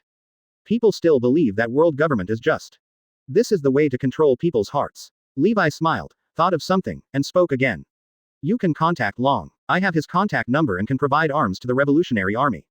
He wants to bring chaos to the world. Only when there is real chaos can the new Marine stand firm and become people's trust. Okay. Stacy's eyes flickered as she thought that before this, Levi had contact with dragons. That time, was there any cooperation between Levi and the dragon? Stacy didn't ask any more questions. She knew that Long and the Revolutionary Army were powerful enough. After gaining their support, they would definitely bite a piece of meat from the world government. This is also what Stacy and Levi want to see. At this moment, Levi's steps paused slightly. In front of it is a cold drink shop. Boss, it's business. Levi shouted toward the inside. The trembling clerk stuck his head out and swallowed wolfishly. He knew that the man in front of him was the culprit who brought huge chaos to the Golden City. Okay, here you go. The clerk suppressed his fear and walked out from under the counter, with a smile that was uglier than crying. A2 color ice cream, strawberry flavor and chocolate flavor. Levi didn't care about the clerk's reaction. He led Yinmeng up and walked up, then suddenly turned back, looked at Stacy and asked, "What do you want?" Stacy smiled slightly and shook her head. Her gaze lingered on Yinmeng for a moment. Advertisement. Stacy is a very sensible woman, and since Levi didn't take the initiative to mention the dream, she wouldn't ask. However, Stacy deeply remembered Yinmeng. She instinctively felt that Yinmeng was different from ordinary people. At the same time, Bonnie had already checked into the hotel with Shang Jian. Father. With tears in her eyes, Bonnie wiped the dust off the bear. As Levi said, the bear was fine, but still sleeping and breathing steadily. Bonnie knew deep down that it was all thanks to Levi. Without Levi's help, it would be almost impossible to rescue the bear from the celestial dragons on his own. Even if Bonnie tried his best to rescue the bear, there was no way Bonnie could restore the bear to its original state. He would just be a cold machine. The choice I made back then was indeed the right one. Bonnie felt the human warmth on the bear's body and was extremely grateful for the choice he made. No matter how you look at it, becoming Levi's crew member is the most correct choice Bonnie has made in his life. After settling down the bear, Bonnie walked out of the room quietly. Before I knew it, it was already late at night. After a whole day, Bonnie has not had a good meal. However, as soon as he went out, Bonnie bumped into a tall figure. Captain, why are you here? Bonnie covered his forehead and looked at Levi in surprise. Didn't Levi and Stacy go far away? I'm here to find you. Levi looked at her calmly. Find me. Bonnie was slightly startled. What's the matter? What do you think I have to do with you at this time? Levi chuckled, looking down at Bonnie with his dark eyes. Bonnie was stunned again, and then his pretty face turned red. If the crew members saw this scene, they would definitely be shocked. It's a rare thing to make Bonnie blush. Chapter 153 5 Elders Are Furious, The Blood-Stained Conference Room. Please subscribe. Listening to Levi's words, Bonnie vaguely understood something in his heart. She raised her hot cheeks, looked at Levi, bit her lip and asked, "Aren't you going to sleep with celestial dragons? I think you're better than her." Levi had a smile on his lips, and his voice was very soft, but it made Bonnie's whole body go weak. Bonnie's eyes were a little dodgy, but she didn't refuse. No doubt, Levi is a man worth trusting. He is powerful, young and handsome, not to mention saving his father's life. Such a man seems to have no reason to refuse. Bonnie stretched out her slightly trembling hand and pulled Levi's palm. Levi held it with his backhand and led her towards the next room. To be honest, when I first asked Bonnie to be my subordinate, I actually considered this aspect. Bonnie's appearance is online, but the most important thing is her fruit ability. She can simply experience the different tastes of women of all ages. How interesting. Levi chuckled and pulled Bonnie away. Not long after, a graceful figure appeared at the other end of the corridor. It's Stacy. She watched Levi and Bonnie enter the room and gently closed the door. Silent. Queen, this. Next to Stacy, the maid Tana hesitated. She wanted to ask why Stacy didn't stop him. Or, kill Bonnie secretly. Levi and Bonnie entered the room, and they knew what they were going to do. Tana has followed Stacy for many years and knows her character well. She is always strong and wants the best for anything she gets, let alone a man. Tana knew that Tracy was definitely not a man who could share the character of a man with other women. He is a strong man, and it is normal to have many women around him. Stacy turned her eyes and looked at Tana deeply. She guessed what Tana was going to say. Levi is not a man who can be controlled. If I try to completely possess him and control him, I will only be the one who suffers in the end. There was only calmness in Stacy's blue eyes, and she had already seen through it all. Hear the words. Tana was startled. She didn't expect that Stacy would even be willing to put away her strong personality when facing Levi. Advertisement. After a moment of silence, Tana couldn't help but tentatively asked, "Then, aren't you jealous?" Jealous. Stacy responded with a smile. As a woman, how could she not be jealous? It's just that she knows how to advance and retreat, and knows how to measure, will only make Levi value her more and treat her better. Many times, retreating in order to advance is also a good choice. Stacy took a deep look at Tana and said, "Send more manpower to take good care of the bear. When he wakes up, he will be Levi's help." Yes. Tana nodded immediately and said no more. At the same time, far above the red line, as the base of world government, the Holy Land Mariajoy. In the conference room, the World Government Conference, which was held once a month, was held back-to-back only 3 days apart. On the sofa in the shape of a 5-pointed star, five elders sit on it. Their faces were all gloomy, and their expressions were extremely ugly.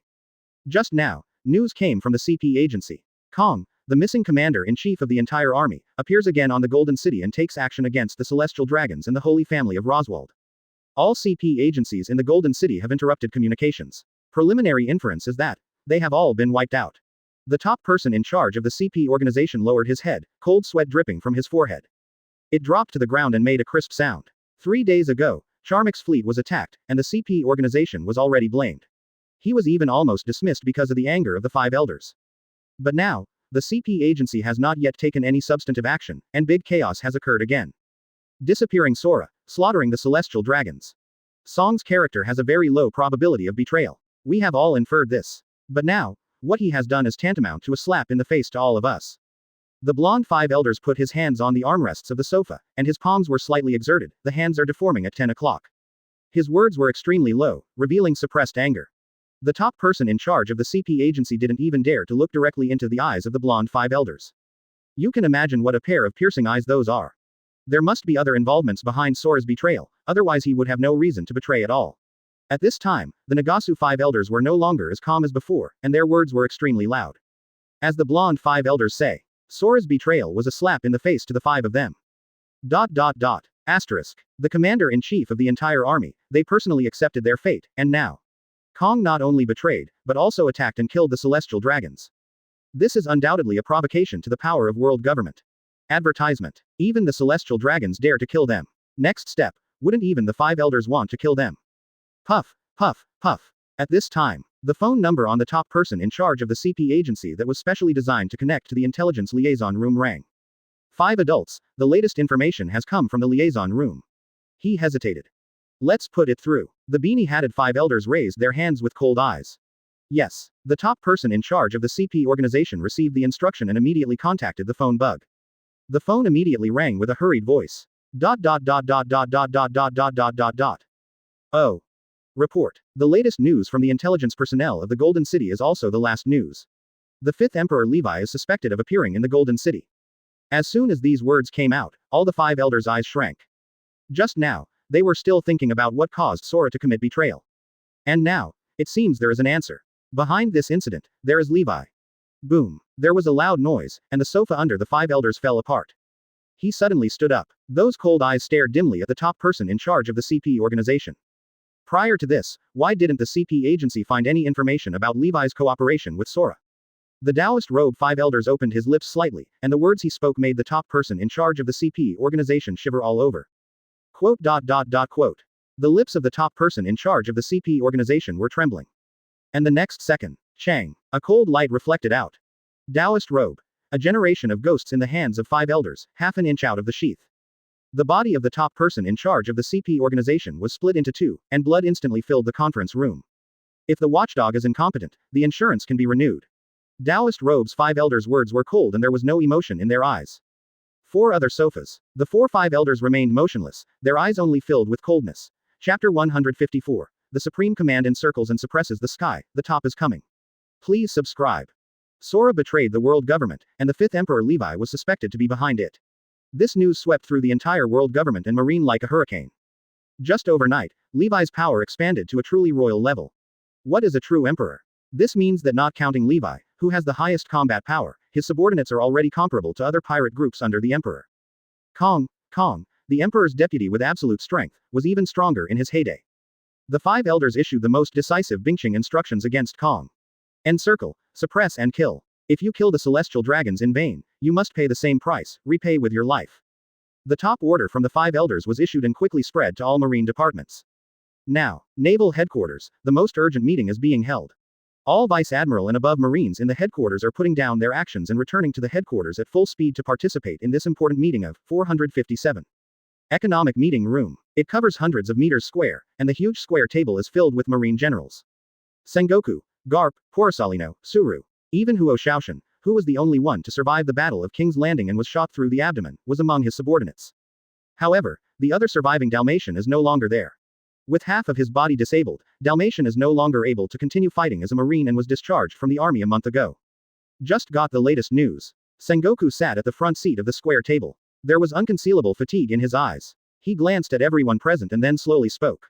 Sora, betrayed. What? As soon as these words came out, all the generals present suddenly widened their eyes. Huo Shaoshan even stood up from his seat. Oh, yeah, this is not something that can be joked about casually. Porcellino's eyes slightly narrowed under his sunglasses, and he still spoke in a teasing tone, but it could only make people feel serious. Garp's crossed legs paused slightly. The expression on his face suddenly turned serious. Sora, betrayal. Garp knows a lot about the sky, and it would be an understatement to say he is loyal to the world government. How could such a person betray? Sengoku, when did it happen? Garp raised his head and looked directly at Sengoku. Advertisement. Sengoku rubbed his temples, picked up the remote control on the table, and pressed it on the projection screen behind him.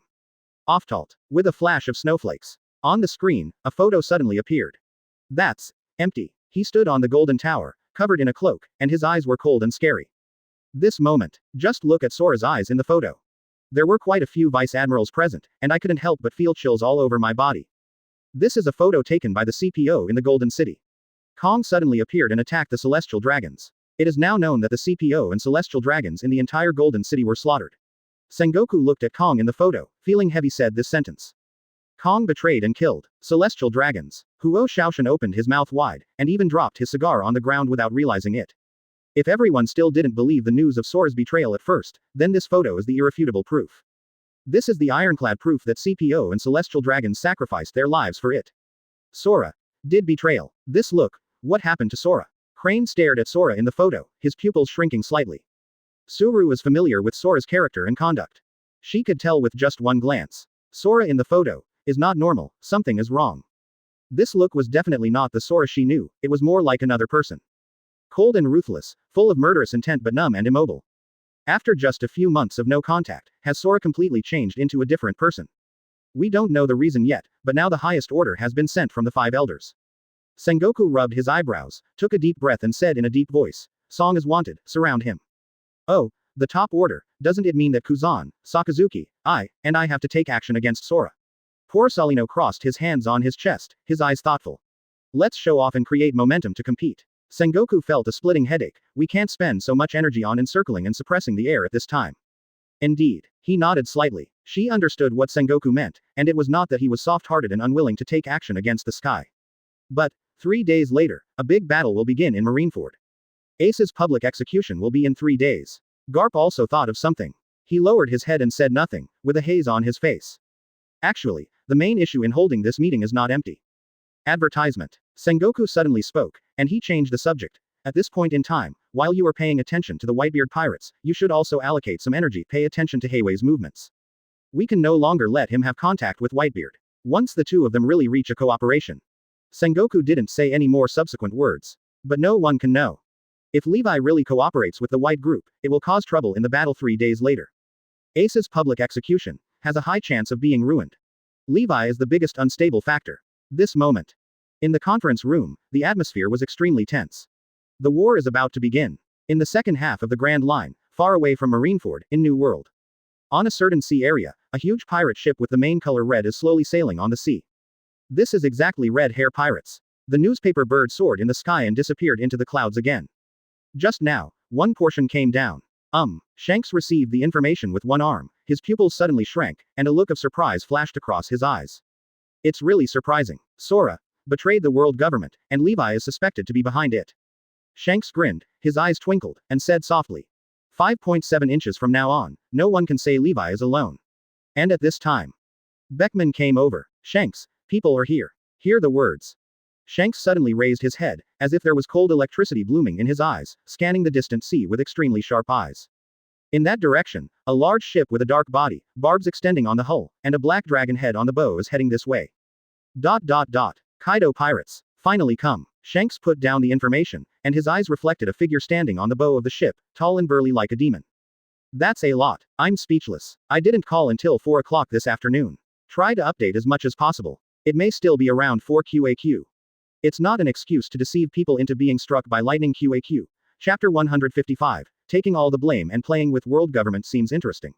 Please subscribe. At the same time Shanks and Kaido met in the New World. New World, another vast blue sea. The huge whale-like Moby DK rides the wind and waves. The sunlight pours in slightly. The light shines on the deck of the Moby DK, illuminating half of Whitebeard's body. He sat astride the steps, holding a newspaper in his hand, and there was a flash of light in his eyes. The headline on it read, "The commander-in-chief of the entire army is betrayed by Sora, suspected of being controlled by Levi." Gu la la la.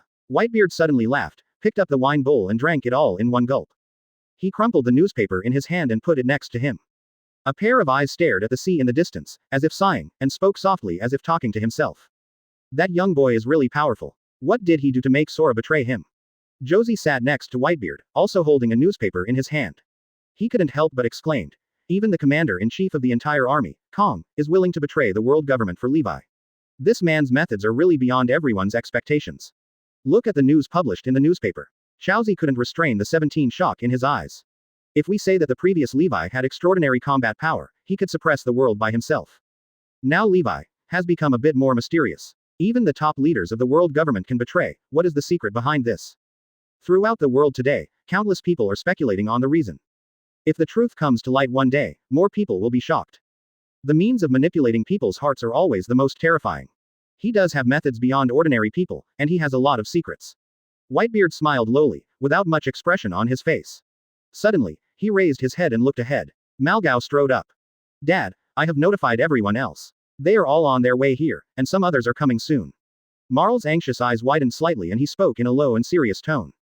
Good. Whitebeard nodded, and the smile on his face faded, replaced by a rich and suppressed aura blooming on him, like a volcano about to erupt.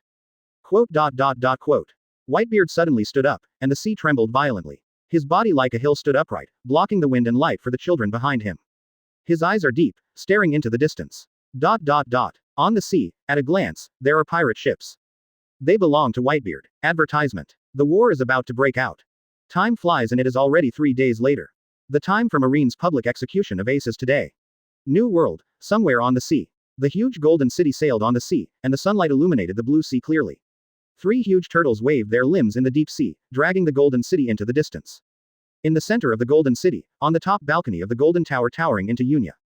Levi lay flat on the golden bed, holding a newspaper in his hand, reading it slowly, tilting his head to take a sip of the juice on the table from time to time. His expression was relaxed and comfortable. Suddenly, interesting, really interesting. Levi looked at the newspaper and laughed heartily. Captain, did you see any interesting news? It's so funny. Bonnie on the side brought Levi a glass of juice and asked seductively. Look. Levi pointed to the headline in the newspaper and handed it to Bonnie.